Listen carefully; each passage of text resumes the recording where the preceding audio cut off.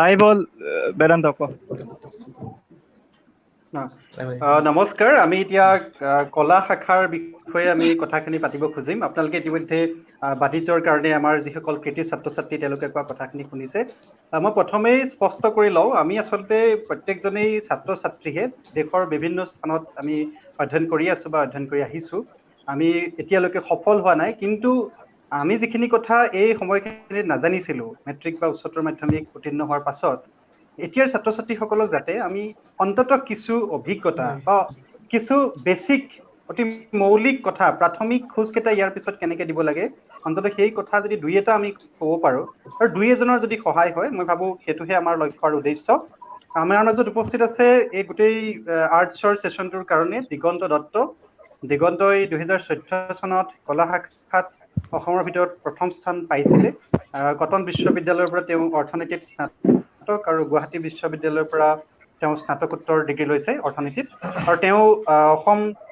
অসামৰিক সেৱা তেওঁ APSCৰ অসম লোকসেৱা আয়োগৰ পৰীক্ষাত মূল পৰীক্ষাত অৱতীৰ্ণ হৈছে লগতে UPSCৰ প্ৰস্তুতি চলাই আছে আমাৰ মাজত লগতে উপস্থিত আছে কুণাল ডেকা কুণাল এজন খুব ভাল তাৰ্কিক তেওঁ MA ৰাজনীতি বিজ্ঞান বিভাগত তেওঁ কৰিছে হায়দৰাবাদ বিশ্ববিদ্যালয়ৰ পৰা কুণালকো আমি স্বাগতম জনাইছো আমাৰ অতি মৰমৰ ভাইটি উদ্দীপন শৰ্মা আমাৰ লগত আছে উদ্দীপনে কটন বিশ্ববিদ্যালয়ৰ পৰা প্ৰথম শ্ৰেণীৰ দ্বিতীয় স্থান লৈ তেওঁ দৰ্শনত স্নাতক সম্পূৰ্ণ কৰি বৰ্তমান তেজপুৰ বিশ্ববিদ্যালয়ৰ সাংস্কৃতিক অধ্যয়ন বিভাগত তেওঁ স্নাতকোত্তৰ অধ্যয়ন কৰি আছে বনানী শৰ্মা আমাৰ লগত আছে বনানীয়ে সমাজশাস্ত্ৰ আৰু গণসংযোগ মাছ কমিউনিকেশ্যনত তেওঁ মাষ্টাৰ ডিগ্ৰী কৰিছে আৰু এগৰাকী যুৱ সাংবাদিক গুঞ্জন শৰ্মা আমাৰ লগত আছে গুঞ্জন 2014 চনৰ কলা শাখাৰ 10ম স্থানৰ ছাত্ৰ কটন বিশ্ববিদ্যালয়ৰ পৰা তেওঁ শিক্ষাৰ্থীৰে স্নাতক আৰু পৰৱৰ্তী সময়ত গুৱাহাটী বিশ্ববিদ্যালয়ৰ পৰা স্নাতকোত্তৰ ডিগ্ৰী লৈছে আৰু কুণাল আৰু গুঞ্জন এই দুইজনেই জ্ঞান গুৰুকুলৰ শিক্ষকো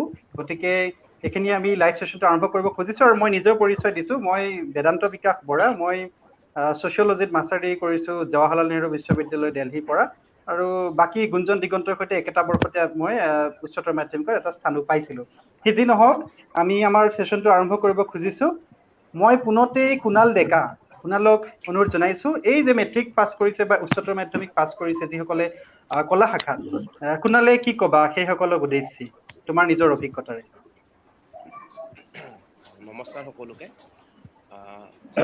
বেদান্তই কোৱাৰ নিচিনাকৈ আমি নিজৰ নিজৰ ক্ষেত্ৰত বা নিজৰ নিজৰ স্থানত যে সফল সেইটো কথা এতিয়াই ডাঠি ক'ব নোৱাৰো আমি একোজন ছাত্ৰ আৰু শিকিয়ে আছো আৰু এই গোটেই যিটো প্ৰগ্ৰেম আজি আমি কৰিছো তাৰে মূল উদ্দেশ্য এইটোৱে হ'ব যে বয়সত জ্যেষ্ঠজন হিচাপে বাছ তোমালোকক যাতে এটা সহায় কৰিব পাৰো তোমালোকক যাতে কিছু কথা ক'ব পাৰো তোমালোকৰ সিদ্ধান্ত লোৱাত বাছ সেইটোৱে আৰু তাতকে বেছি একো নহয় মেট্ৰিক পাছ কৰা ষ্টুডেণ্টসকলৰ কাৰণে মই যদি এটা কথা ক'ব লাগে সেইটো এনেকুৱা হ'ব যে তোমালোকৰ তাত এতিয়া যিটো পৰৱৰ্তী তোমালোকৰ যিটো সিদ্ধান্ত সেইটো হয় সাধাৰণতে তোমালোকে শাখা নিৰ্ণয়ক লৈ তোমালোকে বিজ্ঞানলৈ যাবা তোমালোকে কলা শাখালৈ যাবা নে তোমালোক বাণিজ্যলৈ যাবা আৰু চাকৰিৰ বজাৰখনৰ কথা ভাবি বা নাভাবি মোৰ দৃষ্টিত এনেকুৱা লাগে যে তোমাৰ মনে যিটো বিচাৰে বা তুমি যিটো ভাবা যে যিখন ক্ষেত্ৰত তুমি ভালকৈ নিজৰ প্ৰতিভা দেখাব পাৰিবা সেই ক্ষেত্ৰখনলৈ গ'লে ভাল কাৰণ তুমি যিহকে নকৰা কিয় তোমাৰ যদি প্ৰতিভা আছে তোমাৰ যদি ইচ্ছা আছে তুমি তাতে নিশ্চয় সফল হৈ দেখাব পাৰিবা আৰু সাধাৰণতে আমাৰ যিটো এটা প্ৰৱণতা থাকে যে মা দেউতাই কয় বা বন্ধু বান্ধৱীয়ে কয় কাৰণে আমি বিজ্ঞান শাখা লৈ লওঁ বা বেলেগ শাখা লৈ লওঁ তেনেকুৱা যাতে নহয় মই সেইখিনিয়ে মানে প্ৰথম অৱস্থাত ক'ব বিচাৰিম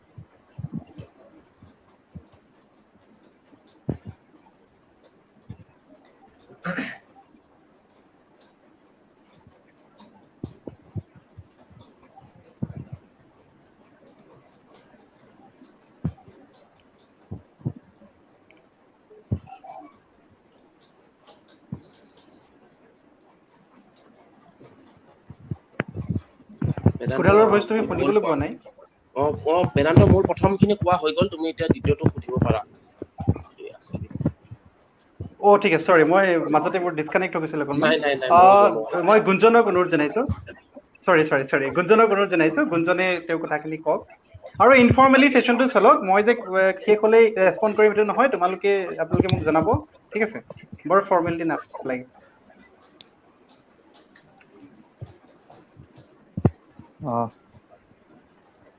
সকলোৱে শুনি আছে, মোৰ মাতটো শুনি আছে?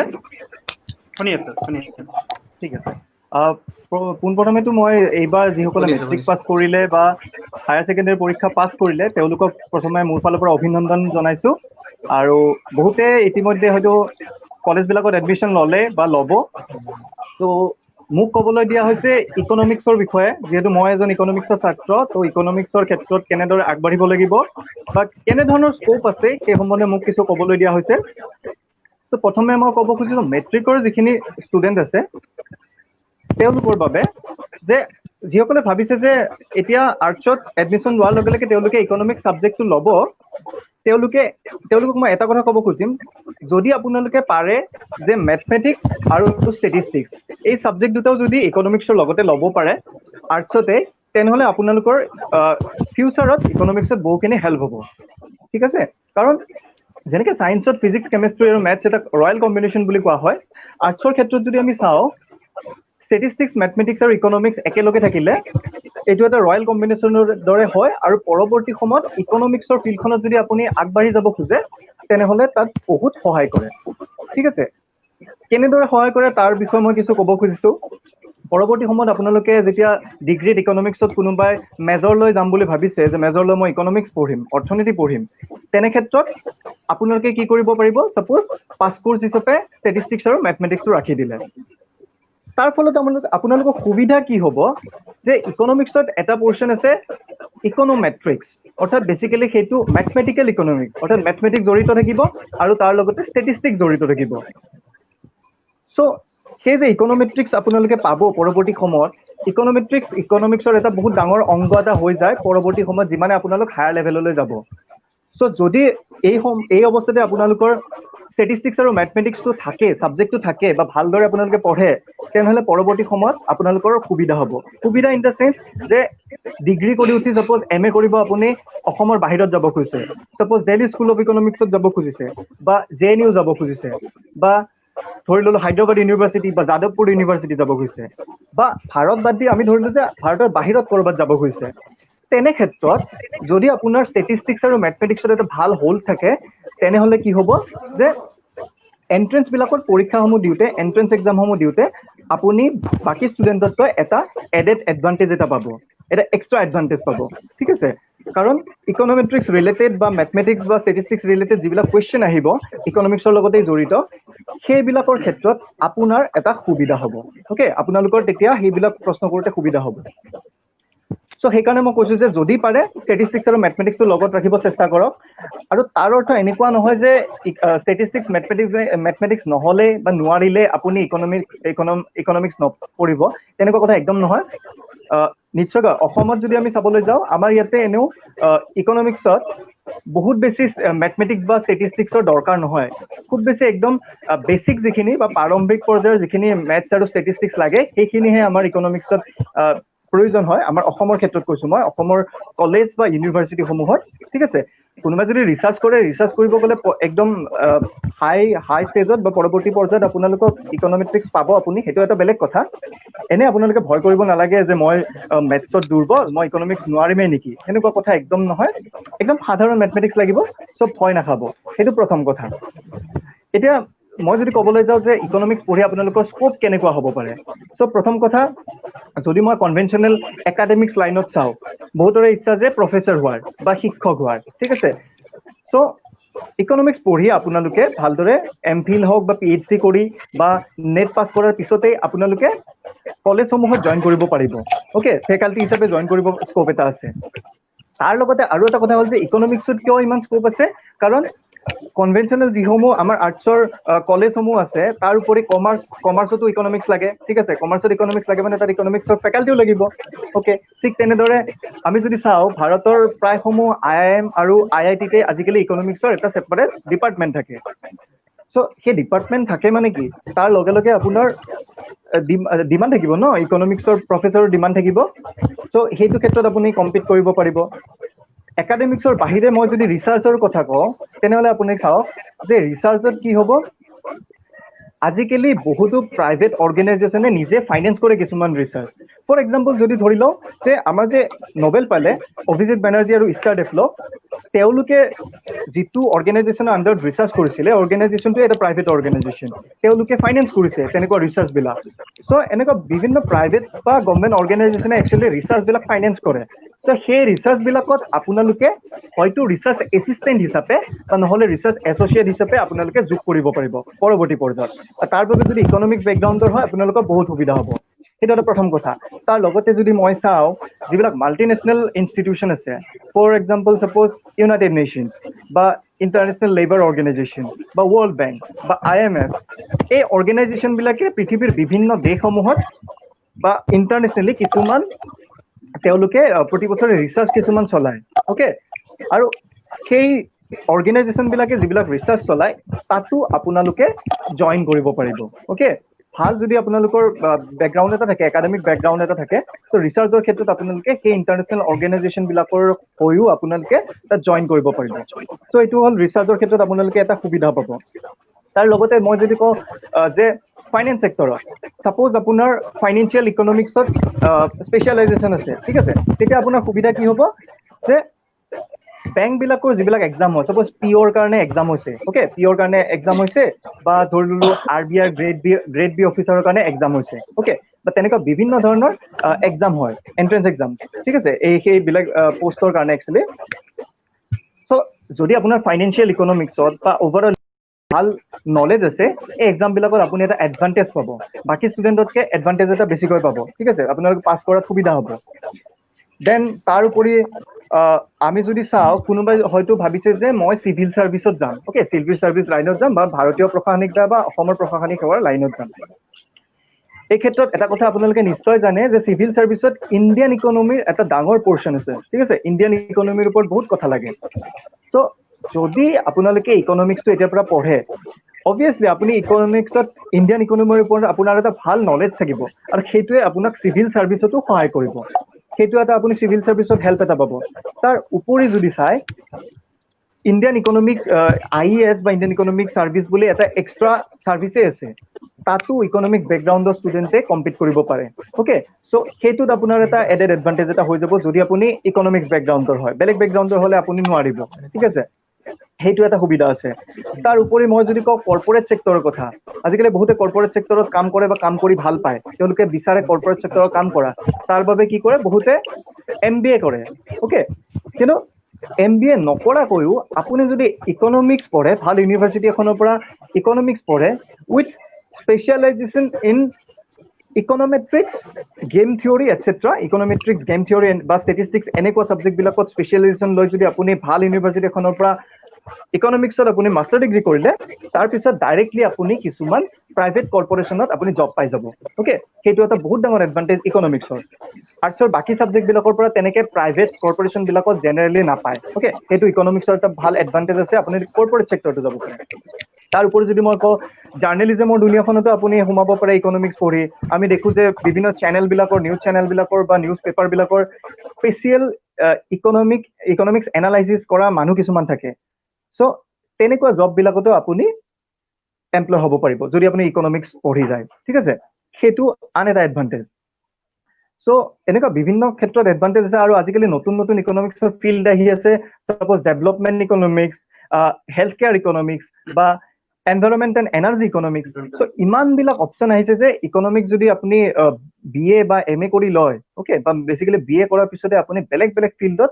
বহুত স্ক'প পাই যাব অ'কে চ' এইখিনিয়ে থুলমূল আভাস এটা মই দিব বিচাৰিছো যে ইকনমিক্সৰ ফিল্ডখনত কিমান কি স্ক'প আছে বা আপুনি কেনেদৰে আগবঢ়াটো ভাল হ'ব পুনৰ মই এটা কথা কওঁ কোনোবাই হয়তো ভাবিব পাৰে যে ইকনমিক্সত যে ষ্টেটিষ্টিক্স আৰু মেথছ টান পালে ইকনমিক্স একদম পঢ়িব নোৱাৰি সেইটো কথা মই একদম কোৱা নাই মই কৈছো যে সেইটো যদি আপুনি ৰাখে এক্সট্ৰাকে আপুনি এটা এডেড এডভান্টেজ এটা পাব অ'কে আপুনি এডেড এডভান্টেজ এটা পাই যাব নাথাকিলেও কোনো কথা নাই আপুনি ভালদৰে পঢ়ি পেলাই সেইটোত ছাকচেছফুল হ'ব পাৰিব বহুত স্ক'প আছে চ' এইখিনিয়ে মই থুলমূলকৈ কৈ মোৰ কথাখিনি সামৰিব খুজিছো ঠিক আছে ধন্যবাদ গুঞ্জনক ধন্যবাদ জনাইছো গোটেই কথাখিনি খুব সুন্দৰকৈ গুঞ্জনে কৈছে আৰু মই এইটো নিজেও অৰ্থনীতি ছাত্ৰ আছিলোঁ মই এইটো কথা সমৰ্থন কৰোঁ যে যদি গণিত আৰু পৰিসংখ্যাৰ ষ্টেটিষ্টিক্সৰ যদি ভাল এটা জ্ঞান আছে বা সেই দিশত যদি কোনোবা আগবঢ়া হয় মই ভাবোঁ ইকনমিক্সত সুবিধা হয় ব্যক্তিগতভাৱে মই অত্যন্ত অসুবিধা পাইছিলোঁ মোৰ গণিত বা এইখিনি নথকাৰ কাৰণে আৰু গুঞ্জনে সম্ভৱতঃ নক'লে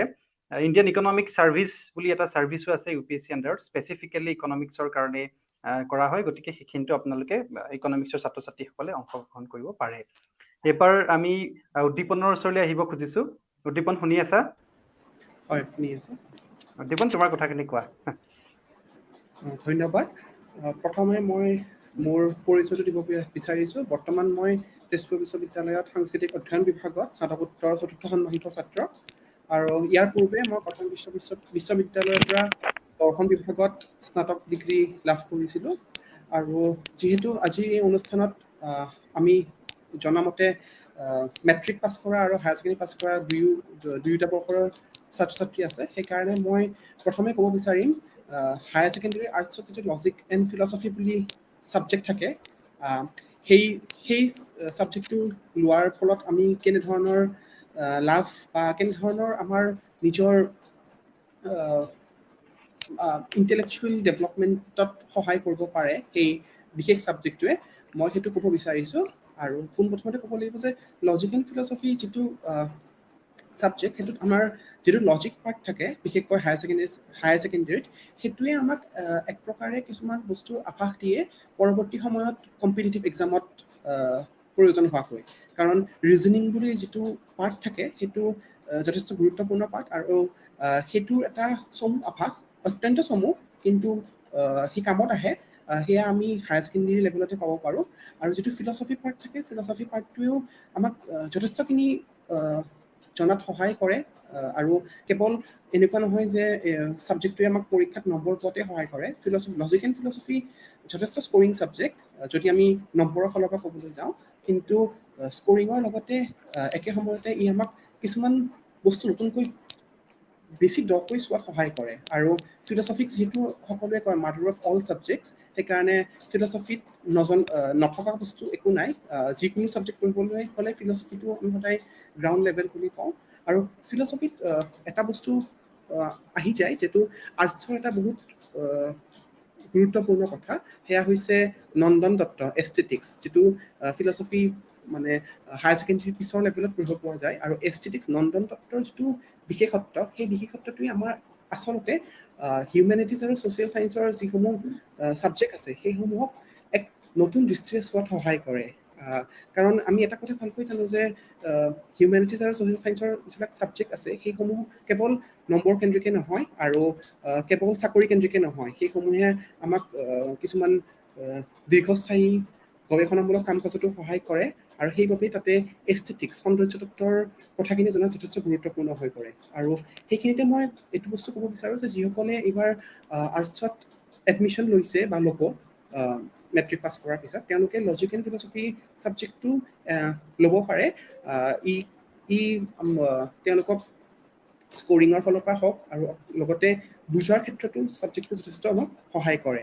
আৰু ইয়াৰ পিছত মই ক'ব বিচাৰিছোঁ ফিলচফি, মই ডিগ্ৰীত যিখিনি লৈছিলোঁ, মোৰ অভিজ্ঞতাৰ পৰা ক'ব বিচাৰিছোঁ, আমাৰ দৰাচলতে দেখা যায় যে ফিলচফি ছাবজেক্টটো বহু ক্ষেত্ৰত আমাৰ ইয়াতে আৰ্টছৰ ষ্ট্ৰীমটোত এটা এক প্ৰকাৰৰ, মই ষ্টেটমেণ্ট হিচাপে দিয়া নাই, কিন্তু নিজৰ অভিজ্ঞতা আৰু মতামতৰ পৰা ক'ব বিচাৰিছোঁ, এক প্ৰকাৰ ইগনৰেণ্ট অথবা মূলতে ল'ব নিবিচৰা ছাবজেক্ট টাইপত থাকি যায় ফিলচফি। আৰু অথবা বহুতৰ এনেকুৱা হয় যিয়ে হয়তো প্ৰথমতে বেলেগ ছাবজেক্ট বিচাৰিছিলে, কিন্তু সেইটো নাপালে, বা সেইটো কিবা কাৰণত সেইটোত চিট নৰলগৈ, তেতিয়া আহি ফিলচফিত নামভৰ্তি কৰে।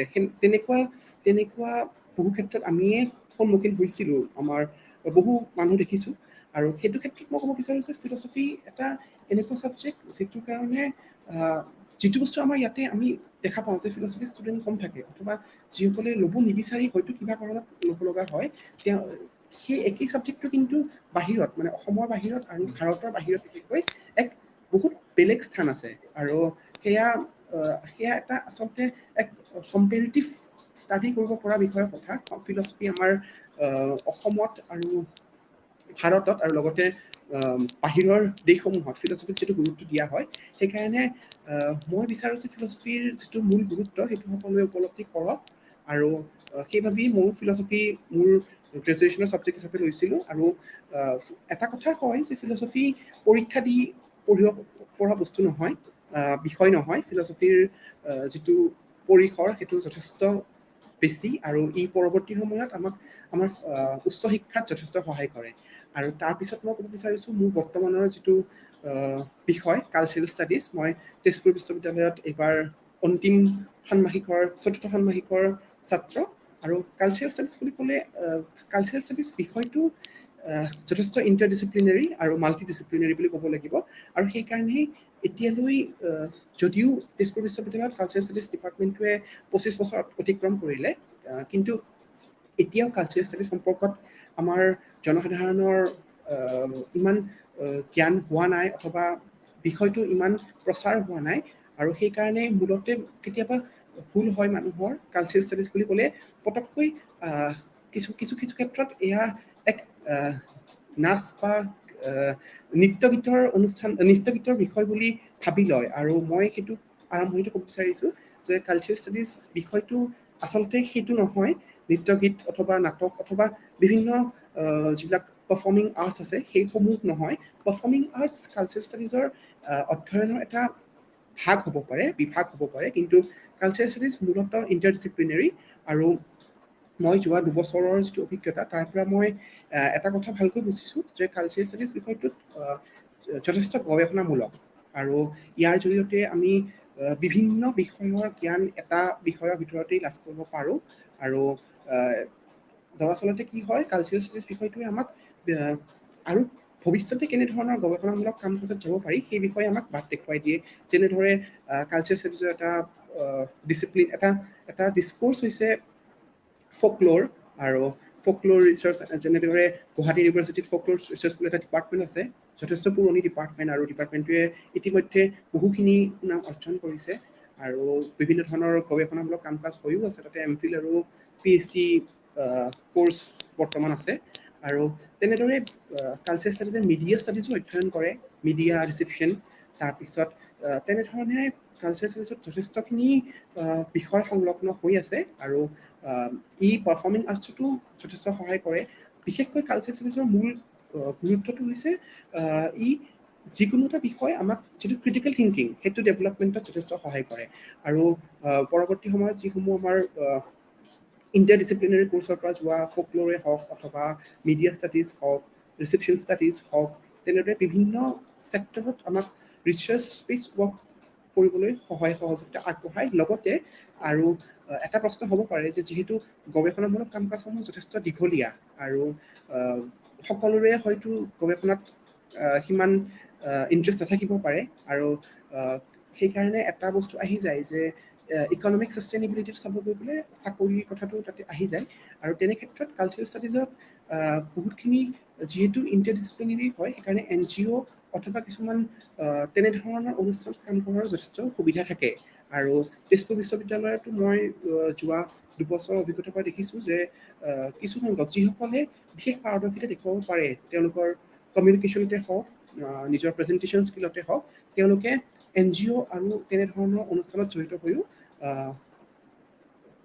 স্বাৱলম্বিতা অৰ্জন কৰিছে আৰু তাৰ লগতে মই কালচাৰেল ষ্টাডিজটো যিহেতু ইণ্টাৰডিচিপ্লিনাৰী ছাবজেক্ট তাৰ লগত কিছুমান আৰু মানে লগত সংলগ্ন কিছুমান ডিচিপ্লিনৰ বিষয়ে মই ক'ব বিচাৰিছোঁ যিসমূহ আমি যোৱা দুবছৰত দেখা পাইছোঁ তাৰে এটা হৈছে আৰ্কিঅলজিটো আমি জানো যাতে য'ত পুৰাতত্বৰ বিষয়ে অধ্যয়ন কৰা হয় আৰু আৰ্কিঅলজিটো মূলতঃ হিষ্ট্ৰী বেছড হিষ্ট্ৰী বহু ল'ৰা ছোৱালী বহু ছাত্ৰ ছাত্ৰীয়ে হিষ্ট্ৰীত ডিগ্ৰী BA লাভ কৰি মাষ্টাৰ্ছৰ কাৰণে আৰ্কিঅলজিত যায় আৰু তেনেদৰে আৰ্কিঅলজিৰ লগত কালচাৰেল ষ্টাডিজৰ এটা সম্বন্ধ আছে সেইকাৰণে আৰ্কিঅলজিটো পৰৱৰ্তী সময়ত ৰিচাৰ্চ কৰাৰ আৰু মাষ্টাৰ্ছ ডিগ্ৰী কৰাৰো এটা থল থাকে তেনেদৰে মিউজিয়লজি এটা ছাবজেক্ট যিটো সংগ্ৰহালয় সম্পৰ্কত যিটো অধ্যয়ন হয় সেয়া বিশেষকৈ নেশ্যনেল মিউজিয়াম ইনষ্টিটিউট দিল্লীত যিটো কোৰ্চ আছে মিউজিয়লজিৰ ওপৰত আৰু মিউজিয়লজি কোৰ্চটো কৰাৰ পিছত সেইটো মাষ্টাৰ্ছ ডিগ্ৰী থাকে আৰু লগতে PhDও থাকে তেনেদৰে কৰাৰ পিছত অসমৰ বা ভাৰতবৰ্ষৰ বিভিন্ন প্ৰান্তৰ যিসমূহ সংগ্ৰহালয় আছে তাত চাকৰিৰ এটা বাট দেখিব পৰা যায় আৰু আজিকালি বহুত প্ৰাইভেট ফাৰ্ম আছে বা কিছুমান প্ৰাইভেট ঐতিহাসিক ক্ষেত্ৰ আছে য'ত মিউজিয়লজিৰ যথেষ্ট থল আছে আৰু মিউজিয়ামৰ তাতে তেনেদৰে মানুহে নিযুক্তি লাভ কৰে। আৰু লগতে মই এটা কথা ক'ব বিচাৰিছোঁ, যিটো আৰ্টছত নপৰে কিন্তু আৰ্টছৰ লগত এটা লিংক আছে, সেইটো হৈছে কনজাৰ্ভেশ্যন, মিউজিয়লজি, কনজাৰ্ভেশ্যন। এই গোটেইসমূহ একে ধৰণৰে ছাবজেক্ট। আৰু নেশ্যনেল মিউজিয়াম ইনষ্টিটিউট দিল্লীৰ যিটো মই মাত্ৰ কথা ক'লোঁ, তাতে কনজাৰ্ভেশ্যন সম্পৰ্কতো এটা বিষয় আছে। কনজাৰ্ভেশ্যনত কি হয়, কনজাৰ্ভেশ্যনত মূলতঃ যিসমূহ কেমিষ্ট্ৰি বেকগ্ৰাউণ্ডৰ ছাত্ৰ ছাত্ৰী, ছায়েন্সৰ কেমিষ্ট্ৰিত BSc কৰিছে, তেওঁলোকে বিশেষ ফল পায়, কাৰণ কনজাৰ্ভেশ্যনত বিভিন্ন কেমিষ্ট্ৰি ৰিলেটেড তথ্য পাতি তথা গৱেষণাৰ দৰকাৰ হয়। সেইকাৰণে কনজাৰ্ভেশ্যনটো এটা তেনেকুৱা ছাবজেক্ট। সেইকাৰণে মই এইটো ক'ব বিচাৰিছোঁ, বহু ল'ৰা ছোৱালী থাকে যিয়ে ডিগ্ৰী লেভেলত কেমিষ্ট্ৰি অধ্যয়ন কৰি মেজৰ ছাবজেক্ট হিচাপে লৈ পৰৱৰ্তী সময়ত সেয়া কণ্টিনিউ কৰিব নিবিচাৰে, তেওঁলোকে ষ্ট্ৰীমটো চেঞ্জ কৰিব বিচাৰে। তেনেধৰণৰ উদাহৰণ মই বহুত দেখিছোঁ। আৰু তেনে ক্ষেত্ৰত কনজাৰ্ভেশ্যনে এটা বিশেষ ভূমিকা পালন কৰে বুলি মই বিশ্বাস কৰোঁ। আৰু সেইখিনি মোক মূলতঃ ক'ব লগা কথা আছিলে। আৰু যিসমূহ ইণ্টাৰডিচিপ্লিনাৰী ছাবজেক্ট, তাতে মূলতঃ বিভিন্ন ধৰণৰ চাকৰি থাকে, কিন্তু মূলতঃ এইসমূহ গৱেষণামূলক হয়। কালচাৰেল ষ্টাডিজত অধ্যয়ন কৰি মই সেইটো ভালকৈ বুজি পাইছোঁ যে কাৰোবাৰ যদি অসম, নৰ্থ ইষ্ট অথবা যিকোনো প্ৰান্তৰ, ভাৰতবৰ্ষই হওক বা পৃথিৱীৰ যিকোনো প্ৰান্তৰ যিকোনো বিষয়, বিশেষকৈ সংস্কৃতি সম্পৰ্কত যিকোনো সংস্কৃতি হ'ব পাৰে, ঐতিহ্য হ'ব পাৰে, গভীৰভাৱে অধ্যয়ন কৰাৰ ইচ্ছা থাকে, তেনেধৰণৰ ছাত্ৰ ছাত্ৰীয়ে এই ছাবজেক্টটোৰ জৰিয়তে পৰৱৰ্তী সময়ত গৱেষণা কৰিব পাৰে।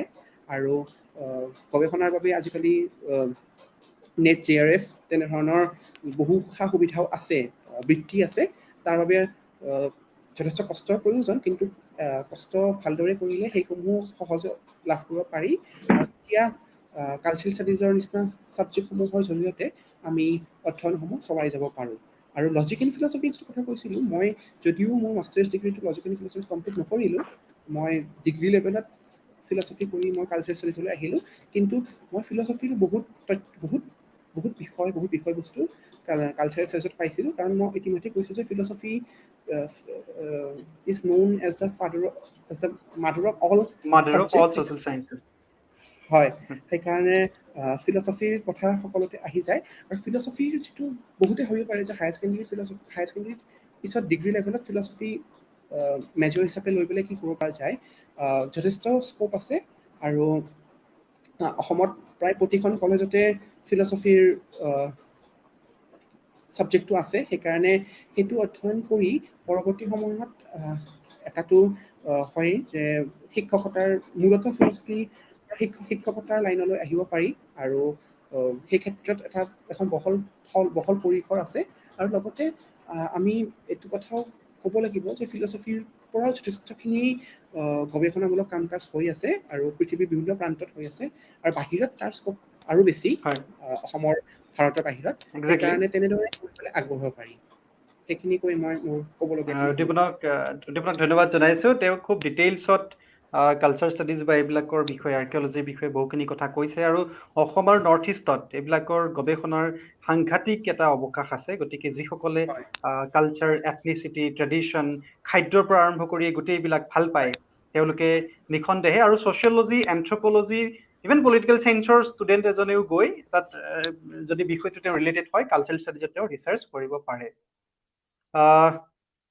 এইবাৰ আমি উদ্দীপনক ধন্যবাদ জনাইছোঁ। মই বনানীৰ ওচৰলৈ আহিছোঁ। বনানী শুনি আছা? হেল্ল', বনানী শুনি আছা? হয়, শুনিছো। তুমি মাছ কমিউনিকেশ্যন কৰিছা, যুৱ সাংবাদিক, গতিকে তুমি এই ক্ষেত্ৰত কেনেকে ছাত্ৰ ছাত্ৰীসকল আগবাঢ়িব পাৰে, তুমি চমুকৈ আমাক জনোৱাচোন। দাদা, যুৱ সাংবাদিক হোৱাগে নাই আচলতে। সাংবাদিকৰ যিটো মানে ষ্টেজ, মানে সংগ্ৰাম, সেই সংগ্ৰামহে কৰি আছো। ফ্ৰীলান্সাৰ, সাদিন, সম্ভাৰ ইত্যাদিত লিখিছো, কিন্তু মানে এতিয়া অধ্যয়ন কৰি আছো। যি কি নহওক, প্ৰথম কথাটো হ'ল, আমি হায়াৰ ছেকেণ্ডেৰী আৰু মেট্ৰিক পাছ কৰা ল'ৰা ছোৱালীসকলক লৈ পেলাই অনুষ্ঠানটো পাতিছে যিহেতু, অভিজ্ঞ নহয় বা তেওঁলোকক আমি একো পৰামৰ্শ দিব পৰাকে তেনেধৰণৰ একো হোৱাগে নাই। তথাপিও জ্যেষ্ঠ হিচাপে তেওঁলোকক দেখাব পাৰো এটা পথ। আৰু হয়। সেইবাবে হয় আৰু সেইবাবে প্ৰথমতে যিসকলে মেট্ৰিক আৰু হায়াৰ ছেকেণ্ডেৰী পাছ কৰিছে তেওঁলোকক প্ৰথমতে মানে মই অভিনন্দন জনাইছো আৰু যিসকলে তেওঁলোকে ভাবা হিচাপে তেওঁলোকৰ ৰিজাল্ট হোৱা নাই তেওঁলোককো মই অভিনন্দন জনাইছো কাৰণ জীৱনটোত হাৰি যোৱাৰ কথা একো নাই যুঁজি থাকক জিকিবই ধৈৰ্য জীৱনত বহুত ডাঙৰ কথা গতিকে একো নাই হাৰি নাযাব জিকি যাওক জিকি যাব কামবোৰ কৰি যাওক এতিয়া কথা হ'ল মেট্ৰিকৰ পাছত আপুনি কি পঢ়িব সেইটো এটা ডাঙৰ সমস্যা কাৰণ একদম কুমলীয়া শিশু তেওঁলোকে চিন্তা কৰিব নোৱাৰে আচলতে কি পঢ়িম বা কি নপঢ়ো তেনেকুৱা ধৰণৰ কিন্তু এটা কথা মনত ৰাখিব যে আপুনি বেছি নম্বৰ পালে বুলি আপুনি কমাৰ্চ বা সায়েন্সত নাম নলব বা আপুনি কম নম্বৰ পালে বুলি আপুনি আৰ্টছত নাম নলব সেইটো বিৰাট মানে ভুল কনচেপ্ট এটা চলি থাকে আমাৰ আপুনি যদি অংক কৰি ভাল পায় যদি আপুনি কম নম্বৰে পাইছে বা কম পাৰ্চেন্টেজে পাইছে তেতিয়াহ'লে তেনেধৰণে আগবাঢ়ি যাওক আৰু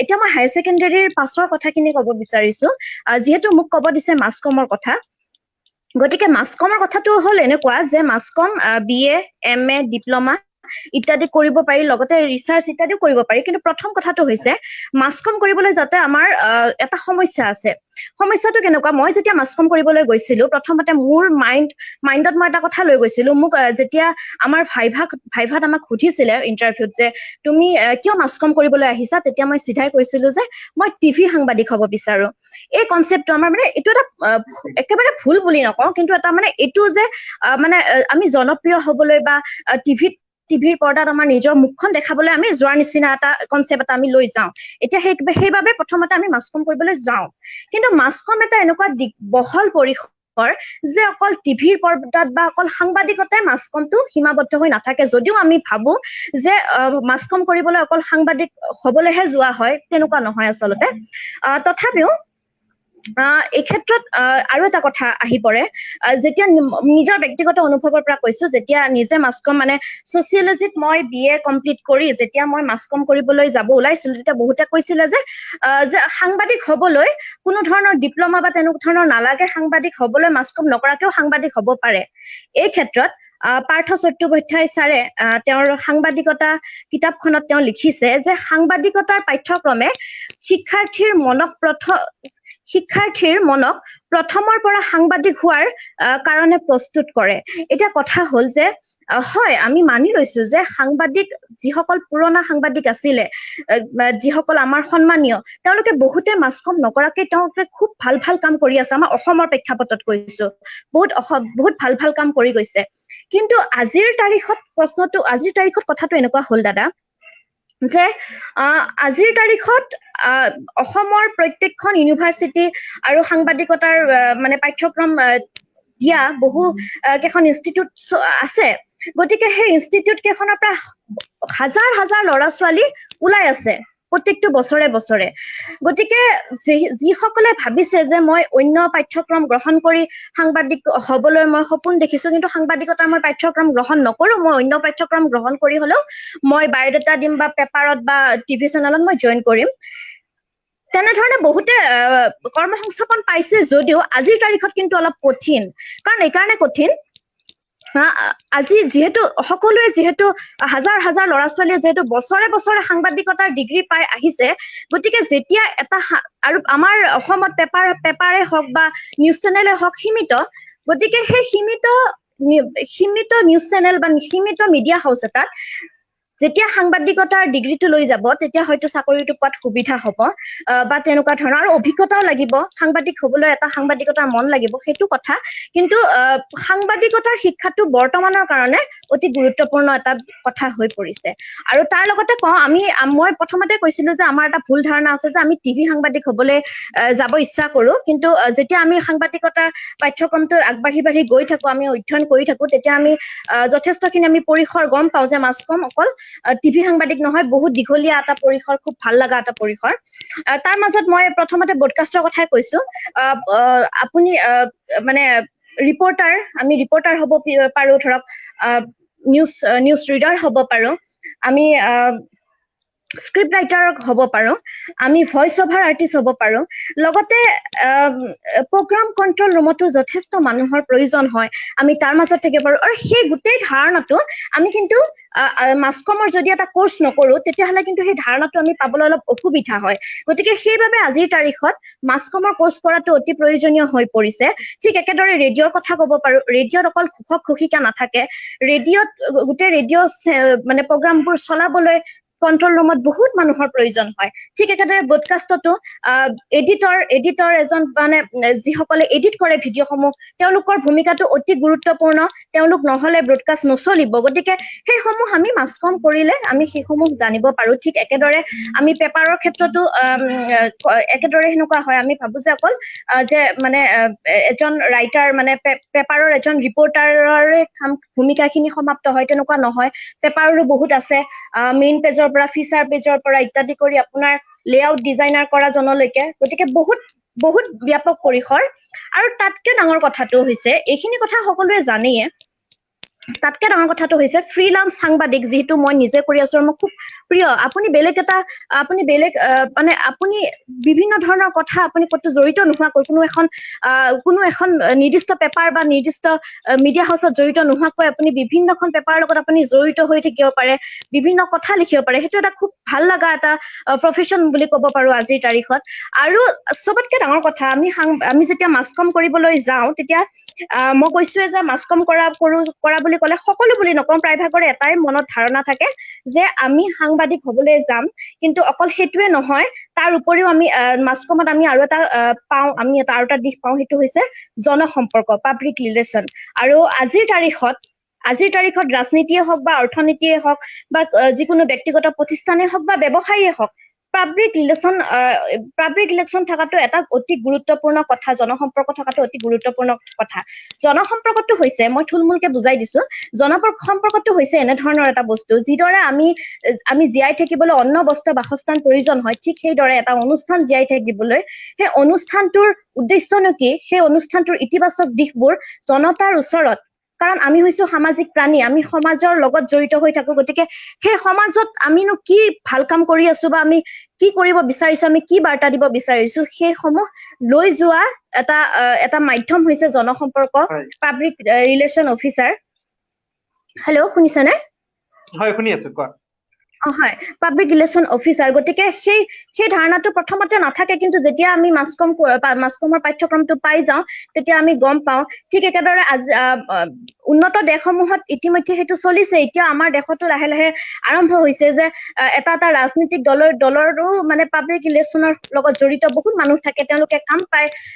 আৰু ধৰক ভাৰত চৰকাৰ বা অসম চৰকাৰৰো পাব্লিক ৰিলেশ্যন জনসম্পৰ্কৰ এটা মানে শক্তিশালী এটা তেওঁলোকৰ হেৰি আছে, সংগঠন আছে। আৰু পাব্লিক ৰিলেশ্যন অফিচাৰ হ'বলৈ তেওঁলোকৰ যিখিনি যোগ্যতা লাগে, যিখিনি অৰ্হতা লাগে, সেইখিনি মাছকম কৰাৰ পাছত সেইখিনি জানিব পাৰি। আৰু সেনেদৰে এটা ধুনীয়া ষ্টেণ্ডাৰ্ড লাইফ এটাৰ লগতে তেওঁলোকে নিজেও তেওঁলোকৰ নিজৰ ব্যক্তিত্ব বিকাশ কৰিব পাৰে।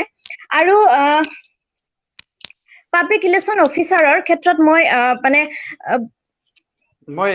ইণ্টাৰেষ্ট কৰিছো। বনানী পঢ়িবৰ কাৰণে, মাছ কমিউনিকেশ্যন পঢ়িবৰ কাৰণে অসম বা উত্তৰ পূৰ্বাঞ্চল বা বাহিৰত কেনেকুৱা ধৰণৰ সুবিধা আছে, এই সম্পৰ্কে আমাক অলপ চমুকৈ কোৱা। হয়, মই যিহেতু নিজে মাছকম কটনৰ পৰা কৰিছো, কটনত আমাৰ অসমৰ ইউনিভাৰ্চিটি সমূহত আপুনি পাবই। উত্তৰ পূৰ্বাঞ্চলৰ বিষয়ে মোৰ খুব এটা মই মানে বিজ্ঞ নহয় সেই সম্পৰ্কে। কিন্তু আমাৰ যিসমূহ আমাৰ ইউনিভাৰ্চিটি আছে, সেই ইউনিভাৰ্চিটি সমূহত আমাৰ হয়, তেজপুৰ বিশ্ববিদ্যালয়ত আছে, গুৱাহাটী বিশ্ববিদ্যালয়ত আছে, ডিব্ৰুগড় বিশ্ববিদ্যালয়ত আছে, কটন বিশ্ববিদ্যালয়ত আছে। প্ৰথমতে কটন বিশ্ববিদ্যালয়ত ডিপ্ল'মা কোৰ্চ আছিলে, আৰু এতিয়া কটন বিশ্ববিদ্যালয়ত আপোনাৰ 2 বছৰীয়া যিটো মানে MA কোৰ্চ সেইটো হ'ল, আৰু BA কোৰ্চো হৈছে। আৰু ঠিক সেইদৰে আপোনাৰ যিসমূহ প্ৰাইভেট গুৱাহাটীৰ লগতে গুৱাহাটীৰ বিভিন্ন ঠাইত প্ৰাইভেট অনুষ্ঠানসমূহ গঢ় লৈ উঠিছে, আৰু সেই অনুষ্ঠানসমূহতো খুব ভালকে মানে তেওঁলোকৰ যিটো যোগ্যতা খুব ভাল লাগে, তেওঁলোকৰ লগত কথা পাতি পাইছো, তেওঁলোকে খুব ভাল ভাল কাম কৰি গৈছে। আৰু লগতে দাদা আৰু এবাৰ মই কৈ দিছো পাব্লিক ৰিলেশ্যনৰ বিষয়ে, যিহেতু এই ক্ষেত্ৰটোত আমি একেবাৰে মানে অলপ সেই সম্পৰ্কে অকমান আমি নাজানো, যি মানে মাছ কম কৰিব অহাৰ মানে আমাৰ যিটো মানসিকতা, সেইটো আমি অকল টিভি সাংবাদিকতাতে থাকো যিহেতু, সেইবাবে অকমান ক'ব বিচাৰিছো। আৰু ঠিক আছে মানে ভাৰত চৰকাৰৰ জনসম্পৰ্ক বিভাগৰ যথেষ্ট ডাঙৰ আৰু শক্তিশালী এটা তেওঁলোকৰ মানে ভূমিকা আছে এই ক্ষেত্ৰত। আৰু তেওঁলোকে তাতে তেওঁলোকৰ নিজৰ যিবিলাক তথ্য সেইসমূহ দিয়া হয়। ঠিক একেদৰে অসমত প্ৰথমতে 1940 চনত জনসম্পৰ্ক বিভাগ এটা আপোনাৰ স্থাপন হৈছিলে শ্বিলঙত, আৰু এতিয়াও আছে। ইয়াৰে 5টা ভাগ আছে, আৰু 5টা ভাগৰ ভিতৰত ইয়াতে মানে আমি যদি চাওঁ তেতিয়াহ'লে আমি গম পাম যে মানে তেওঁলোকে মানে চৰকাৰী ভাৱে তেওঁলোকে লৈ থাকে ছাত্ৰ ছাত্ৰী বা তেনেধৰণৰ। আৰু এটা কথা যে আজিকালি হস্পিটালেই হওক বা যিকোনো প্ৰতিষ্ঠানে হওক, ব্যৱসায়ীয়ে হওক, জনসম্পৰ্কৰ বিষয়া এজন বা জনসম্পৰ্কৰ কাৰণে এজন ব্যক্তি লাগে। তেওঁলোকৰ এডভাৰটাইজমেন্ট বিলাক আমি চালে পাম। লগতে আৰু এটা কথা ক'ব বিচাৰিছো যে মাছ কম কৰিলে কেৱল জনসম্পৰ্ক বিষয়া বা সাংবাদিক সেনেকুৱা নহয়। মাছ কম কৰিলে আপুনি খুব ধুনীয়া শ্বৰ্ট ফিল্ম কৰিব পাৰিব, কাৰণ ডকুমেণ্টাৰী যিটো আমাক কনচেপ্ট শিকায় সেইটো খুব ধুনীয়া। আপুনি ডকুমেণ্টাৰী কৰিব পাৰিব, শ্বৰ্ট ফিল্ম আপুনি মোটামুটি আপুনি ধাৰণাখিনি আপুনি পাই যাব। লগতে ফটোগ্ৰাফাৰ, ভিডিঅ'গ্ৰাফী সেইবোৰৰ কথাটো আছেই। লগতে আৰু এটা কথা আছে দাদা, যে অভিনয়ৰ ক্ষেত্ৰত মাছ কমে কিন্তু যথেষ্ট সহায় কৰে। অভিনয়ৰ ক্ষেত্ৰত মই যিহেতু নিজে কটনত পঢ়ি গৈছো, আমি বাটৰ নাটৰ পৰা ইত্যাদি কৰি আমাৰ যিটো মানে কলা, অভিনয় কলা, আৰু যিটো এটা লাজ ভাৱ এটা থাকে, সেই লাজ ভাৱটো মই শুনিছো যে গুৱাহাটী ইউনিভাৰ্চিটিটো মানে বাটৰ নাটৰ এটা ধাৰণা আছে, যিটো সেই সংকোচ ভাৱ, যিটো লাজ ভাৱ, যিটো প্ৰায়বিলাক ল'ৰা ছোৱালীৰ মাজত থাকে, মাছ কম কৰিব অহা আৰু তাতকে এটা ডাঙৰ কথা কওঁ যে মাছ কম কৰাৰ পিছত মানুহৰ যিটো মানে কথা বাৰ্তাৰ স্কিলটো, সেই স্কিলটো যথেষ্ট বাঢ়ি যায়। বহুত এনেকুৱা মোৰ লগৰে বহুত এনেকুৱা পাইছো যে সিহঁতে প্ৰথমতে মানে আমাৰ লগতো কথা পাতিব লাজ কৰিছিল, আৰু আজিকালি সিহঁতৰ ব্যক্তিত্বৰ তেওঁলোকৰ ব্যক্তিত্বৰ যিটো বিকাশ, সেই বিকাশটো সঁচাকৈ মানে ভাল লগা আৰু খুব ভাল কাম কৰি গৈছে। ধন্যবাদ জনাইছো। আমি আচলতে বহুতখিনি সময় লৈ লৈছো, তুমি খুব সুন্দৰকৈ কৈছা, মই ধন্যবাদ জনাইছো। সাময়িকভাৱে আমি প্ৰশ্ন থাকিলে আকৌ ল'ম, তুমি বেয়া নাপাবা। আৰু বনানীয়ে মোক 3বাৰমান দাদা বুলি কৈছে, মই চাই থকা সকলৰ উদ্দেশ্যে জনাও, আমি বনানী আৰু মই একে বেটছৰ, মোক কিয় দাদা বুলি কৈছে মই নাজানো। বাৰু ঠিক আছে। এতিয়া মই কিছু কথা ক'ব বিচাৰিছো। আচলতে ইয়াৰ পিছত দিগন্ত দত্ত আছে, তেওঁ প্ৰশাসনীয় সেৱাৰ প্ৰস্তুতিৰ বিষয়ে খুব সুন্দৰকৈ আপোনালোকক ডিটেইলছত ক'ব। মই মূলতঃ সমাজ বিজ্ঞানৰ বিষয়ে, আৰু কেনেকৈ সমাজ বিজ্ঞানৰ যিটো ছাত্ৰ ছাত্ৰী আৰ্টছত তেওঁলোকে অধ্যয়ন কৰিব, কেনেকৈ আগবাঢ়িব লাগে, খুব চমুকৈ মই এটা ধাৰণা দিবলৈ যত্ন কৰিব খুজিছো। গতিকে উচ্চতৰ মাধ্যমিকত যিসকলে প্ৰথমে নামভৰ্তি কৰিবলৈ আহিছে, অলৰেডি সকলোৱে কৈছে যে নিজৰ ইচ্ছা অনুসৰি তেওঁলোকে সেই ষ্ট্ৰীমটো বাছি লোৱা উচিত, কাৰো নম্বৰ বা কাৰো প্ৰেছাৰত নহয়, ছ'চিয়েল প্ৰেছাৰ এটাত নহয়। আৰু মই ভাবো কলাৰ ক্ষেত্ৰত ৰাজনীতি বিজ্ঞান, অৰ্থনীতি, ভূগোল আৰু ইতিহাস, মই বাকী আন বিষয়বিলাকো ইম্পৰ্টেণ্ট, কিন্তু এইকেইটা বিষয়ৰ যদি আমি অন্ততঃ এটা বিষয় ৰাখিব পাৰো আমাৰ ইচ্ছা অনুসৰি, মই ভাবো খুব দৰকাৰী। কাৰণ এই বিষয়কেইটাই যেনেকৈ ছায়েন্সৰ ক্ষেত্ৰত ফিজিক্স, কেমেষ্ট্ৰি, মেথছ বা বায়'লজি, তেনেকৈ আৰ্টছৰ ক্ষেত্ৰত মই এইকেইটাক সেই একেধৰণৰ বিষয় বুলি ক'ব খোজো। 2 নম্বৰ কথাটো, যিহেতু উচ্চতৰ মাধ্যমিকত এই গোটেই বিষয়বিলাকৰ মৌলিক কথাখিনি আৰম্ভ হয়, বেচিক কথাখিনি আৰম্ভ হয়, বেচিক ফাউণ্ডেশ্যনটো আৰম্ভ হয়, গতিকে সেইখিনিৰ পৰা খুব ভালকৈ পঢ়াটো প্ৰত্যেকজন ছাত্ৰ ছাত্ৰীৰ কাৰণে জৰুৰী। এতিয়া উচ্চতৰ মাধ্যমিক পাছ কৰাৰ পিছত নম্বৰ ভিত্তিক নহয়, যদিও আমাৰ নামভৰ্তিৰ ক্ষেত্ৰত নম্বৰটোৱে ডাঙৰ এটা ভূমিকা পালন কৰে, মই ভাবো নম্বৰতকৈও নিজৰ ইচ্ছা থকা বিষয় এটাত বা সেই বিষয়ে স্কোপখিনি জানি লৈ, সেই বিষয়টোৰ সম্ভাৱনীয়তাখিনি জানি লৈ এটা বিষয় আমি বাছি লোৱা উচিত, আৰু সেই বিষয়টোত আমি অধ্যয়ন কৰিবলৈ অহা উচিত। মূলতঃ অসমৰ কলেজবিলাকৰ যিটো পৰিৱেশ বা ইয়াৰ পাঠ্যক্ৰম, এতিয়াতো CBCS আহিছে, পাঠ্যক্ৰমবিলাক কিছু উন্নত তেওঁলোকে কৰিছে। গতিকে এনেকুৱা এটা পৰিৱেশত আমাৰ বিষয়বিলাক আমি কেনেকে ধৰণে এপ্ৰ'চ কৰিম। মই নিজে অৰ্থনীতিৰ ছাত্ৰ আছিলো, কিন্তু মই অৰ্থনীতি, ৰাজনীতি, এন্থ্ৰপলজি এই ধৰণে বিভাজন নকৰি আমাৰ গোটেইবিলাকৰ মাজত এটা বিভাজন আমি কৰো, সেইটো বহুত ডাঙৰ কথা আৰু ডাঙৰ ভুল।